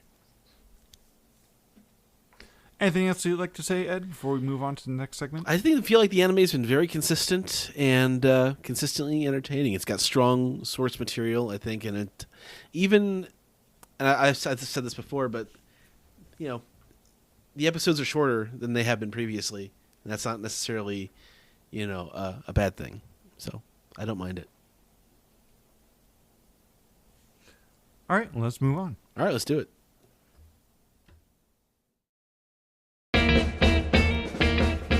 This is the Dis Piece segment where we take your questions, your comments, your theories, and we ask ourselves, would you like some porky for dinner? Yes, please. The other white meat. Anyway, our first segment on Dis Piece this week, of course, is Dis Piece. That's the third time you said Dis Piece. One more time with feeling. Let's go. This is the Piece Together segment where we take your questions, your comments, your theories, and asking. Oh, Jesus Christ. Delaney, I'm sorry, Sam, you have to edit this.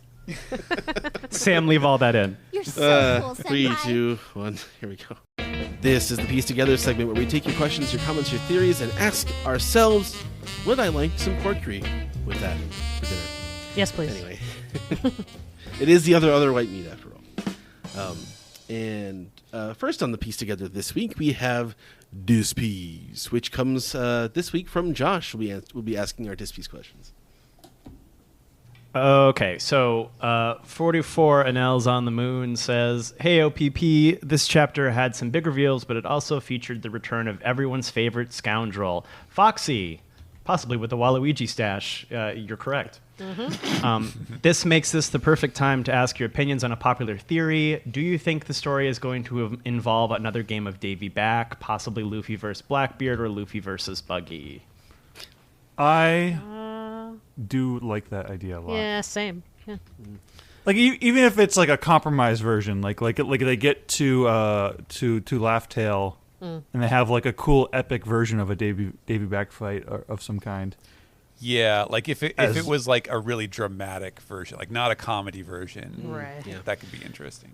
It's interesting because Foxy is like the only person in the One Piece world who seems to know about it, and even then he's lost all of his crew at this point. It's like it must be just like incredibly lame to be a pirate and be into Davy Back fights. Like Foxy runs into a really cool pirate and they're like, "Davy Back fight, you fucking baby." Yeah, what's wrong with you? Yeah, my man's trying to get everyone to play Calvin Ball out here on the ocean. It's just not working.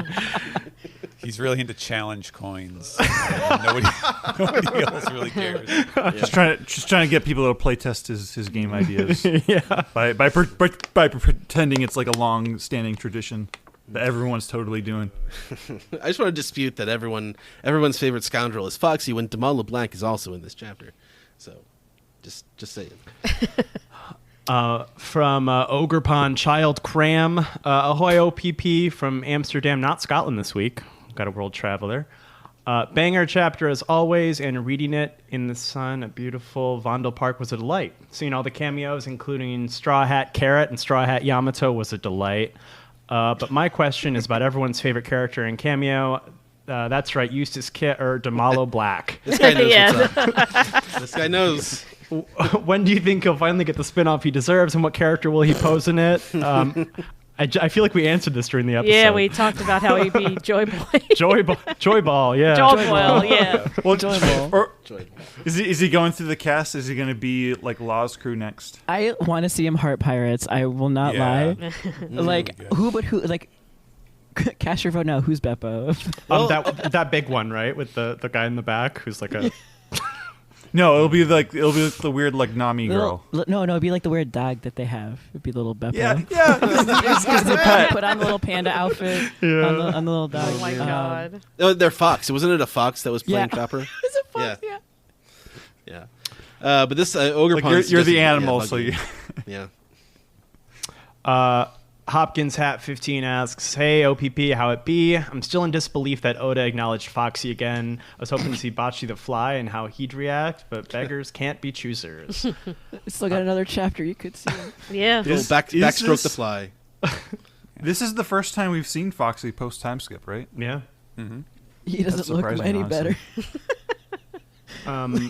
Seeing all these old characters got me thinking, if Oda wanted to show us that Gin was still alive, now would be the time to do it. I mean, we're getting everyone's reaction to the news. Do you think we'll see Gin in the next few chapters, or did he really die from the poison? Gin's return is going to be dramatic, I think. He'll He's be not gonna riding be down like- from the moon with Eneru. Yeah, he's not. Yeah. He's not just like a background montage character. Right. Yeah. This is like because we don't know how much longer we're gonna get the Vegapunk. I think maybe my prediction is like one more solid chapter of Vegapunk dialogue. So we're gonna get some more cameos maybe next week. Yeah, But probably something. like only like maybe half a chapter. I don't know. I'm speculating. I mean, good thing Steven doesn't know the chapter yet. You still have to do the actual escape now. Like, how are Yeah. they gonna get away from Yeah. the elders and stuff? Is anyone on the ship paying attention to this? Is Robin listening to Vegapunk? Who's listening? I know they're all running, but is anyone listening to Vegapunk talk? It's all on the like intercoms and stuff. Yeah. The Straw Hats missed the entire announcement from Vegapunk. I mean, Big News Morgan is going to have like a tweet thread about it later, so they can get like the digest version.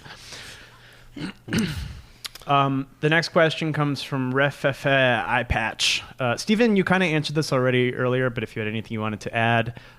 Beep boop. Hey, Splitheads. My question is about Newstoro's weird robo-speak. Why do you do that? Is it part of the Elder's weird 5-way psychic phone call? How's their reception? Do they have games on their brain phone network? Games on your phone? Yeah. They play that. They play that worm. They play that worm game like RFK. No, they got snakes, like the Nokia Snakes game. That's how they communicate. As soon as the snake eats one, it translates to the next person. Yeah. They got the cordyceps that is telling them what to do. Man. Words with friends. Yeah. Yeah, I think I pretty much covered this one. It seems part and parcel with their weird like hockey sort of, what is it, observation hockey sort of like life. They got the heat vision thing going on, presumably where they can sense organic creatures, and yeah, he's so focused on the mission that he cannot talk in like full sentences apparently. Yeah. I guess the weird thing about like the robot, like people suggesting that they're robots, is like Vegapunk's like his whole research. Like he's created the pacifistas. He created in these like the Vega Force 1, and it'd be weird if that's all he'd been working on that all his life, and the 5 elders were actually just much more advanced robots. It's one of the reasons I kind of like I'm wary of that theory a little bit. Like That what's kind of the point there? That make Vegapunk be like enemy number 1, because it's like he created the 5 elders. He'd be like, oh fuck, and they're the ones that death by his own creation. But I feel like that'd be too outlandish, in my opinion. I also feel like by this point somebody would have mentioned that. It would have like come up in some hint or another. Yeah. I'm still like my pet opinion. My pet theory is still that they are all like weird, like sort of like shadow fingers of Emu, basically. That they're not even necessarily fully like sentient individuals. Like they're all kind of they're all his little puppets that that Emu uses. So I don't know, something similar to that. Yeah. Like I was thinking they were all like from like different points in history, different recipients of like the immortality op thing. Yeah. Well, that's interesting. That's right, yeah. Sorry. Go ahead. Yeah, go ahead. Sheepman asks, howdy OPP. Piggybacking off the earlier question about Davy backfights, I believe we'll get another one in the series, but instead of over crewmates, it will be over the ancient weapons. Davy backfights go 3 rounds, and there are 3 weapons. I think it should be over the One Piece. Have they considered fighting over the One Piece? No. Have pirates considered doing this? The One Piece is whoever wins in this Davy Back Warrior Ware fight. Yeah. Yeah. That's how they determine who gets to the One Piece. Of course. Okay, so Slay asks, this is long. Hello, OPP. I was up late last night worrying if Marcus Mars would ever find someone who has games on their phone.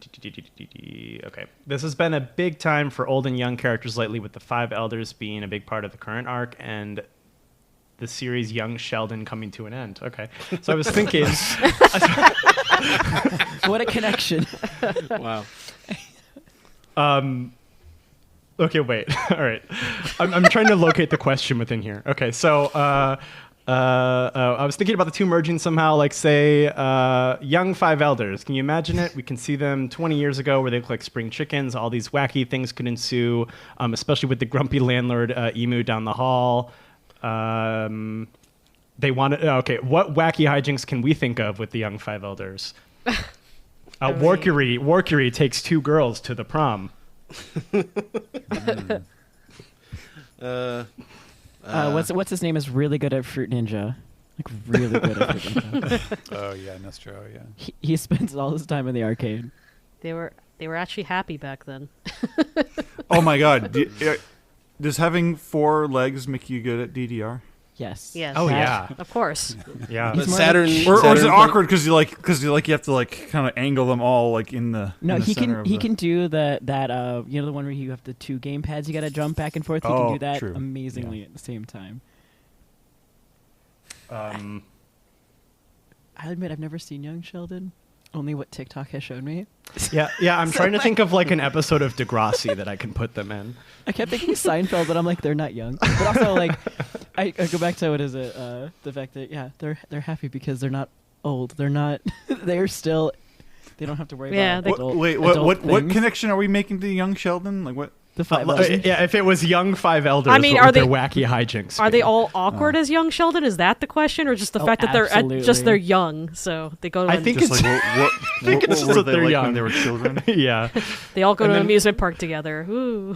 Right. Venustro spills a get Coke on the the- mother flame. That's pretty good. Listen, how about Oh, when this? he Instead lies of- about it, Ed.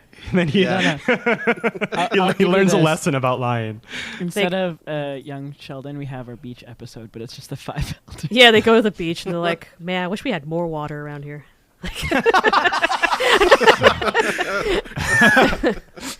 Yeah, what if there's like 200 more meters of this? That'd be Yeah. crazy. It's like Be wild. like Pokemon Sapphire, too much water. Okay, Wisdom Pythagoras asks, "Heyo OPP, so many fun cameos this week. I screamed when I saw Foxy, but what really got me was seeing Roshio in Mocktown.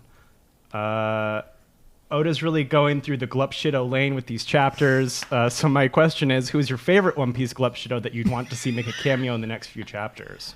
Let me answer. Let me say Hongo. Let's go. Yeah. Screw the rest of the Gaimon. I want Gaimon. Okay. He's Sam, who- definitely- I don't know. Or Ippon Matsu from Logtown. Let's get Dr. Hogg back. Boo. Boo, Dr. Hogg. Nobody likes him. We have not seen what's going on with Geidatsu's like hot spring in a while.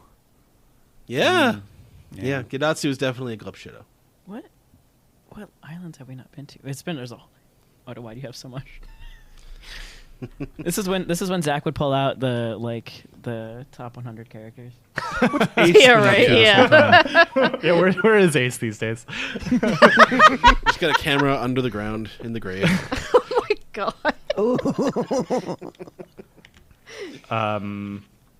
Okay, so the next question is by 200 meters is 656.168 feet.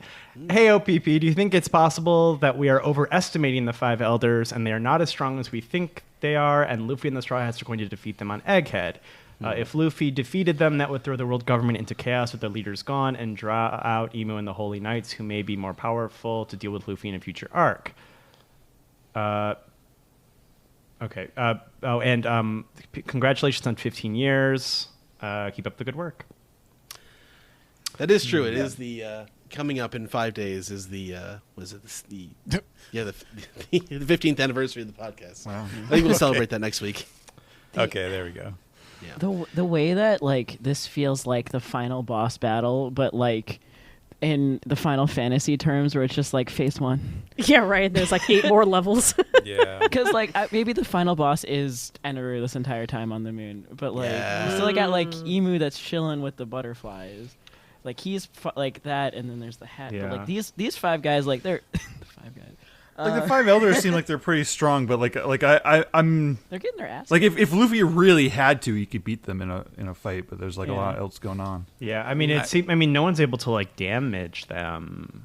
Yeah, I could maybe see a robot a robot sourced Deus Ex Machina sort of victory over them, where the Iron Giant Momonosuke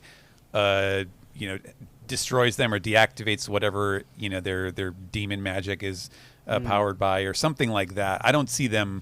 I don't see the Straw Hats and Luffy just oh yeah, actually those guys were pushovers. That does we've seen too much to have that happen. I don't think the Straw Hats are gonna take out the five elders. I think it's either gonna be Luffy with the giant robot kind of scenario, or Luffy gets his Yeah, I think that this is a moment to flee from. So I think that's just going to be all their effort is just getting away. Yeah. Well, if they damage the mother flame, does it explode or something? Well, as being contained in a flame inside a vat of water, it's a little weird. But they keep cutting up the island. Stop it. Well, it's designed like a nuclear reactor, being held in water like that. So maybe there's a nuclear meltdown or something that takes Also consider they talk Vegapunk talks about big event that happens. If you blow up the island, that will set a tsunami wave going. So they're essentially ground zero. Brodsky's don't hurt my favorite item, the mother flame. It's what keeps me going. The last question comes from some dweeb. Hello, One Piece podcast. First time disc piece or long time listener. I want to celebrate the 15th anniversary of the One Piece podcast on May 31st, but I've suddenly gotten quite busy. So I'll ask you to celebrate in my stead. Relatedly, what has been your favorite moment / chapter to cover on the podcast? And for any guests, what one past chapter / moment of One Piece do you wish you could have done a podcast episode about? Thanks to all of you for stepping in, and listeners can be assured that every week I'm gone will yield a truly explosive One Piece chapter. Who was that? Thank you. Thank you, Zach, for writing in. I don't know, some dweeb, man. Yeah. I gotta say, still probably the best, some of the most fun I've had doing the podcast, doing the manga is the first 6 months we were doing the show. It was an incredible time to start doing a podcast about One Piece right in the middle of Marineford, right at the beginning of Marineford. We didn't really know what we were getting into, and that was such an exciting time to be reading the manga and to decide to start doing a podcast on it, because things that momentous hardly ever happen in the manga, and they were happening week after week at the sort of the climax of the first half of the story. So I gotta say that was because everything after that in terms of manga story, it doesn't necessarily doesn't necessarily live up to that, because that was whatever's coming next is the one thing that's going to top it. But just the climax of part 1 of One Piece and starting to do a podcast at that time was there'll never be anything. Yeah, it's a single time thing. It's a one time, one place. That's not going to happen again. So that was mine. But I've been here since the beginning. What about the rest of you? Old head representation. An episode that was like the of Robin's like I Want to Live chapter in an East Lobby would have been really cool. Absolutely. That would have been all tears on that one. Mm-hmm. Yeah, I think for me, I mostly remember, it's sort of like a general category of chapters, but it's whenever we get those singular sort of like challenging, like what the hell, the needle drop chapters where you see the giant frozen hat or whatever, or the road poneglyph, the X marks the spot chapter, stuff like that, where it's just like, well, what does this mean for the series? Like, what does it mean going ahead? And this is definitely this whole sequence is definitely in that same vein. So I've been having a lot of fun recently. I'm reminded of the time when Momonosuke warged into Zunisha for the first time and took out Jack. Stuff like that. That's really cool. Oh yeah. I remember recording that during COVID in my closet. Good memories. The way that they came off, just like being just like I was in my closet or COVID. Never got a noise complaint at that place. Amazing. It is cool to be brought back and have Momonosuke involved. I think I was kind of in a random episode the last time I came back, but I do really like, I don't know what chapter it is, but episode 950, when Momonosuke gets to make the speech and rally the people at the prison. I always love that scene. That was a lot of fun to work with Anthony. Like, I'm kind of glad I got to work with Anthony as long as I did before he left, but yeah. The best part about those scenes is, like, even if it didn't fit the flaps, he just let me play, and then we could just work it in later, so that I've always had fun times when I got to really be epic Momo instead of crybaby Momo. But like, I get it. After living in his shoes, I get why, because everybody's like, oh, he's a crybaby, but it's like, yeah, but you work on him for 4 years, you realize what he went through, and it's like, yeah, I think the boy has the right to cry. Yeah. I think He's just a little guy. I think he has the right child. to be a little bit emotional, even though samurais are always raised not to be. But yeah. Yeah, the road poneglyph chapter is like memorable. Like I remember getting to the question is like what scenes are we glad we got to podcast about? Or what what do we you wish wish you could have done a podcast? Either episode way, about? really. Mm-hmm. Yeah, like that podcast was very memorable. Doing the first when they revealed the road poneglyphs and that they lead to quote unquote Raftel, as we were calling it back then. Mm-hmm. I think another one that would have been fun to do an episode about would have been the Ace and Blackbeard fight, or actually a lot of that post East Lobby stuff, like finding out and like the dragon and Garp stuff. But just to see Ace and Blackbeard and just to see that the beginning of what would eventually become the Marineford arc would have that would have been a good one. I don't remember if I participated in the podcast about the final Whole Cake chapter. Like I remember like that's like my favorite chapter of like everything I've read since being caught up. Like that's the that was a musical very one. Well, the song after Bad End Musical, where it's just like the narrator basically singing, and everyone's like saying goodbye, and like Carrot and Sanji are like consoling each other, and Yeah. So was that it for this piece, Josh? That's it for this piece. I didn't get to say my chapter, but I guess. Oh, go ahead. No, go ahead. Go ahead. Sorry. A passive aggressive Brodsky is on the scene. I mean, well, in general, just like you guys letting me come on here, I'll be honest, I enjoy every time I get like a Steven Storytime chapter. Those have always been so fun. We and love Steven inform- Storytime. Like so fun and informative because I am the type of person where it's just like when I get into something, it's like, all right, let's read every little thing about it, and then I don't like getting it straight from someone who actually like understands the series, translates it. Just like it's always a good time. So Steve and I enjoy all of our story times. There was just so much fun, but like I feel like it's very predictable for me of the chapters I'd want to do, which would be Blau's backstory or the parts with Corazon, because I remember physically crying while reading those, and I know it was a long time ago, but like Ace's death would be one that would just be a shocker to when that came out, because it's just so I mean, probably emotional. Or if you ever listened to the episode that we did at the time, 14 some years ago, it was we were in shock. There were sniffles, yeah. Yeah.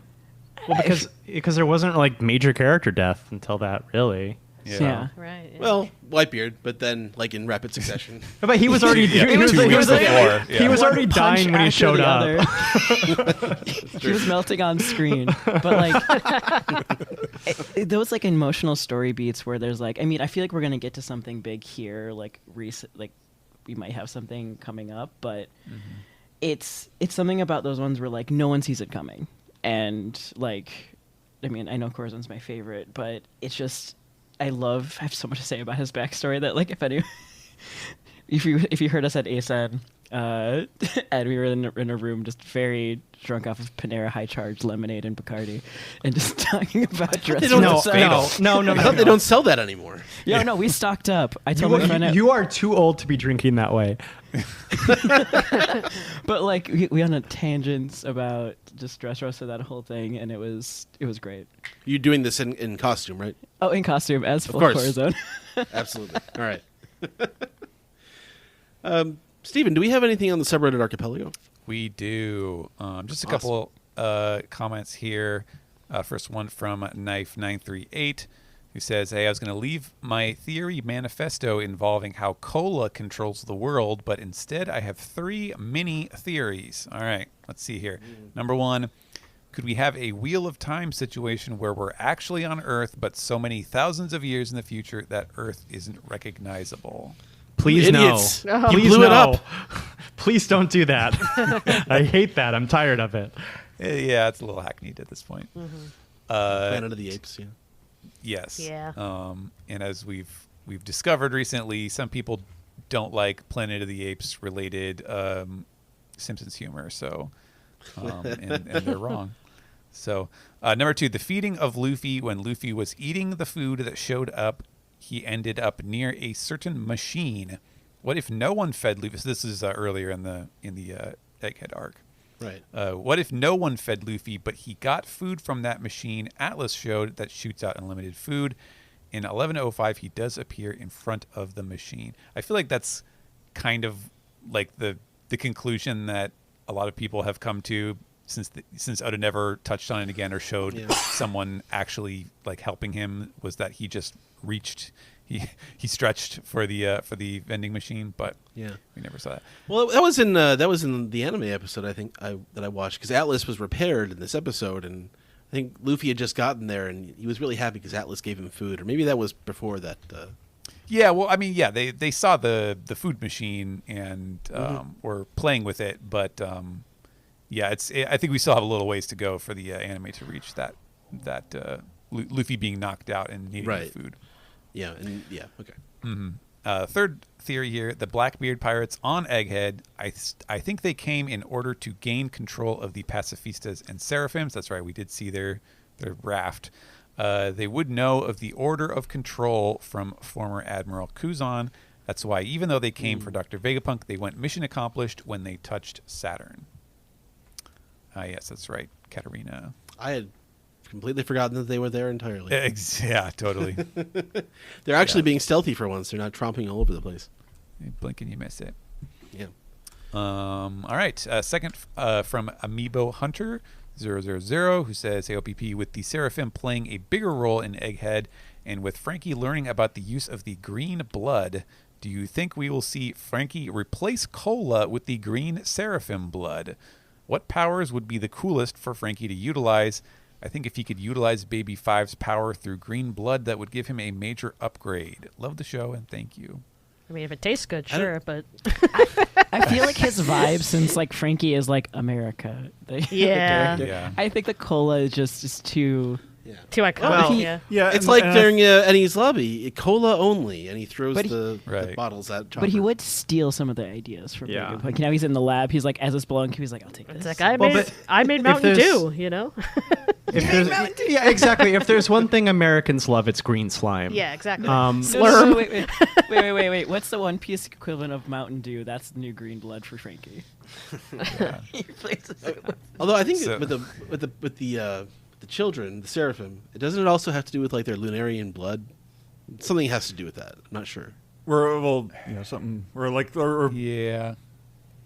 I don't know. I don't know how. I don't think I it feel was... like if biological science feels like a betrayal of Frankie's vibe. Yeah, It's all that's true. material. Yeah, that feels the opposite of him. Yeah, I'm just thinking about like so if he's using the green blood as fuel and he acts like, you know, a stereotypical version of what that fuel represents, would he be like acting like a vampire? He'd be a vampire. Yeah. Yeah. And that's Moria's bit. You know what? Yeah. he can't It really step is. on it. But that means Stussy's Frankie would have to like. That's suck- true. Yeah, Yeah. Stu. No, Josh, hear me out. Frankie then has to suck King's blood. Let's go. Okay. My fanfic hasn't dropped yet, Brodsky. I need you to stop spoiling it. Sorry. All right, last one from Born to Boil, who says, I've always thought it was a cool idea for the 20 Kingdoms to have been the good guys, joining forces to take down an evil powerhouse, only for them to afterwards become the very thing they swore to destroy. This could explain why Alabasta helped defeat the ancient kingdom, but later decided not to go to marry Joa. I mean, there's definitely going to be more than one like paradigm perspective shift. I think Yeah. on like the Joy Boy conflict. I mean, we're being told it was basically 800 years ago Luffy, but if it was like punished Luffy, that'd be kind of interesting. Fucking Metal Gear Solid punished Luffy. Yes. Yeah. Yeah. I mean, I think that's very possible. All right. Well, that does it for Reddit. So, Ed, what else we got? Well, we actually do have one more segment, and that is Piece the Tweet. Yeah. Piece the Tweet. Piece the Tweet time. First one, actually, our only question on Piece the Tweet this week comes from King Luffy 1, who says, are we ever going to get answers for what happened on Egghead in between York's betrayal and the start of the siege? Will it be covered in anime filler episodes or glossed over in an SPS, or will it somehow manage to be organically woven in a flashback? I will say we haven't had like so before a character like dies question mark. We always have like a bit of a flashback moment. That's There's always, true. like in a shonen, so maybe we'll get like a page or two. I wonder. I don't know. It doesn't seem really that essential. I figured you'd go further back into Vegapunk's, So maybe a is bit that- further back into his history. Is that referring to like when basically when we left Egghead and started watching all of the other scenes with the like Blackbeard and Kobe and all of that, and then we came back and then time had advanced like a half a day or something? Is that what happened? I'm trying to I think that's what they mean. Yeah, realize what this person because that's I think that's the point we're getting close to in the anime. in the anime. Yeah, getting Yeah. closer. Yeah. I don't know. I'm not sure if I really care about it at this point. Like, I'm not sure what answers Yeah. it would provide to me, other that that would be outside of what's happened in this arc. I'm not sure if it reflects a larger question. I wouldn't mind it in SBS, just kind of get the flavor, because I think it'd be maybe better than a cover story, because cover stories are great for like a little bit of background, but I feel like without the text, they leave too much to the imagination on like backstory parts. Yeah, that's all I got. Does anyone else have any final thoughts on Piece Together before we wrap up? No, sir. Okay, let's round off the show. This has been episode 819 of the One Piece podcast for the week of Monday, May 26, 2024. 1 week until our big 15th anniversary celebration. That'll be next week. But on this episode, we had a manga recap of chapter 1115, an anime recap for episodes 1105 and 1106, and a Piece Together segment. But I just want to thank everyone for coming on this week. First, to Anthony Bowling, you had to take his leave early. We wanted to say thank you for coming on the show again, and thank you for all the work you've done on the One Piece anime as well. And let's see. Let's go around the horn and tell all the people out there where they can find you all. Corinne, where can people contact you or follow you on social media? I go by Megami33 on YouTube, so you can follow me on that, or Twitter or other socials. I don't have any big stuff coming out yet, but I do have some cons that I'm going to. If people want to see me, I'll be giving out, selling Momonosuke posters, lanyards, and a couple of keychains and stuff. Fantastic. June 1st to the 2nd in the Dallas Market Hall, I'll be at the Indigo Plateau Con. Anime Festival Wichita, Kansas is June 21st to 23rd. VidCon, I'll be representing a big YouTube company called Catface. It's for a kids channel called AFMAL, where I'll be dressing up as the character and interacting with kids. That'll be a lot of fun. Yeah. And then the last one, which I just signed, is for Anime Fest in Arlington, Texas, July 25th to the 28th. So if you want to see me get some Momo stuff, check me out. Awesome. Sam, where can people find you? They can find me. They can find me on the artist formerly known as Twitter at Lucky Chainsaw. No And mention of they can X. find me on the One Piece podcast every week doing the anime recaps. Well, not every week, but when we can. Most weeks. All right. Thank you, Sam. And Josh, where can people find you? You can find me and all my crew doings, Twitter, Instagram, and Letterboxd, user Amons, AMONNS. Fantastic. And Brodsky. You can find me, unfortunately, still on Twitter at the word _0_snake, and everywhere else at Oive Brodsky. Oy I vey, appreciate that's how hard great. you make it. How hard you make it for people to follow you on Twitter. Honestly, I just don't want people to find me online anymore. simplify your brand. No, never. Because it would make Zach happy. I can't do it. I do hate to agree with Zach. And Steven, where can people find you? You may find me posting actively over on Blue Sky at stephenpaul.bsky.social. Every now and then I put up a little picture of what I have been reading on my 3-chapter-a-day reread of One Piece. My musing today, since I was just at the scene, in fact, we were talking about some of this material on the episode today, the fight between Ace and Blackbeard. And I was musing on this guy we see in Revolutionary Army headquarters with Dragon, who has this crazy donkey headgear, and he's smoking a cigarette. This guy's a really cool looking guy, and I've never seen him ever since, even with all of the other revolutionary characters we have been introduced to. Very mysterious.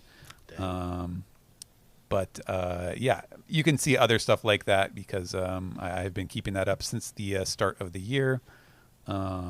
Just having fun reliving the series, which with what we've been seeing recently in the manga is feels very prescient. Seeing lots of familiar faces and whatnot. And other than that, you can check out One Piece, Akane Banashi, and Shoha Shoten on the Viz. On the Shonen Jump or Manga Plus apps. Not the Viz app. The Viz app is a different subscription. Right. All right, and you can find me on Blue Sky at Edward E. and Edward E. One Piece on Twitter. The podcast can be found at the new and improved OnePiecePodcast.com, where you can read our the first of our restarted OPP editorials from Kirsten Carey, who did the music for this and all episodes for the podcast, on Vegapunk and Einstein on moral relativity. And you can also, you can, as I said, the website, onepiecepodcast@gmail.com is our email address, youtube.com/onepiecepodcast. Please support us, patreon.com/onepiecepodcast. And if you feel like it, go wish Dude or Alex a happy birthday on Twitter. He's still Dude exclamation on there. I think on Blue Sky as well. And Also, check out our sister podcast under the Maji Media banner. That's the 4Kids Flashback with Steve Yurko and Tara Sands, all about the 4Kids era of One Piece, or of 4Kids era of anime dubbing. Sometimes they talk about One Piece on there as well. But yeah, like I said, patreon.com/One Piece Podcast. Please support us on there. You can subscribe on SoundCloud, Spotify, subscribe, rate, and review on Apple Podcasts, or call us on our phone number. That is 347-497-MAJI. Machi. Call any 347-497-6254. Call anytime with your questions, your comments, your theories, and your pork-curry recipes. Yeah. I'd like to I got a good mapo tofu recipe that I can make. pork-curry musubi. That'd be nice. Okay. Yes, that's all I got. No trivia this week, although maybe I'll come up with something to do on future weeks. But yeah, that's it. That's it for the One Piece podcast this week. My name is Ed, and thank everyone for coming on. Bye-bye. Have a good week. Bye. Bye. So long. Bye, little joy balls. Fucking hate you. Nojiko, people are dying.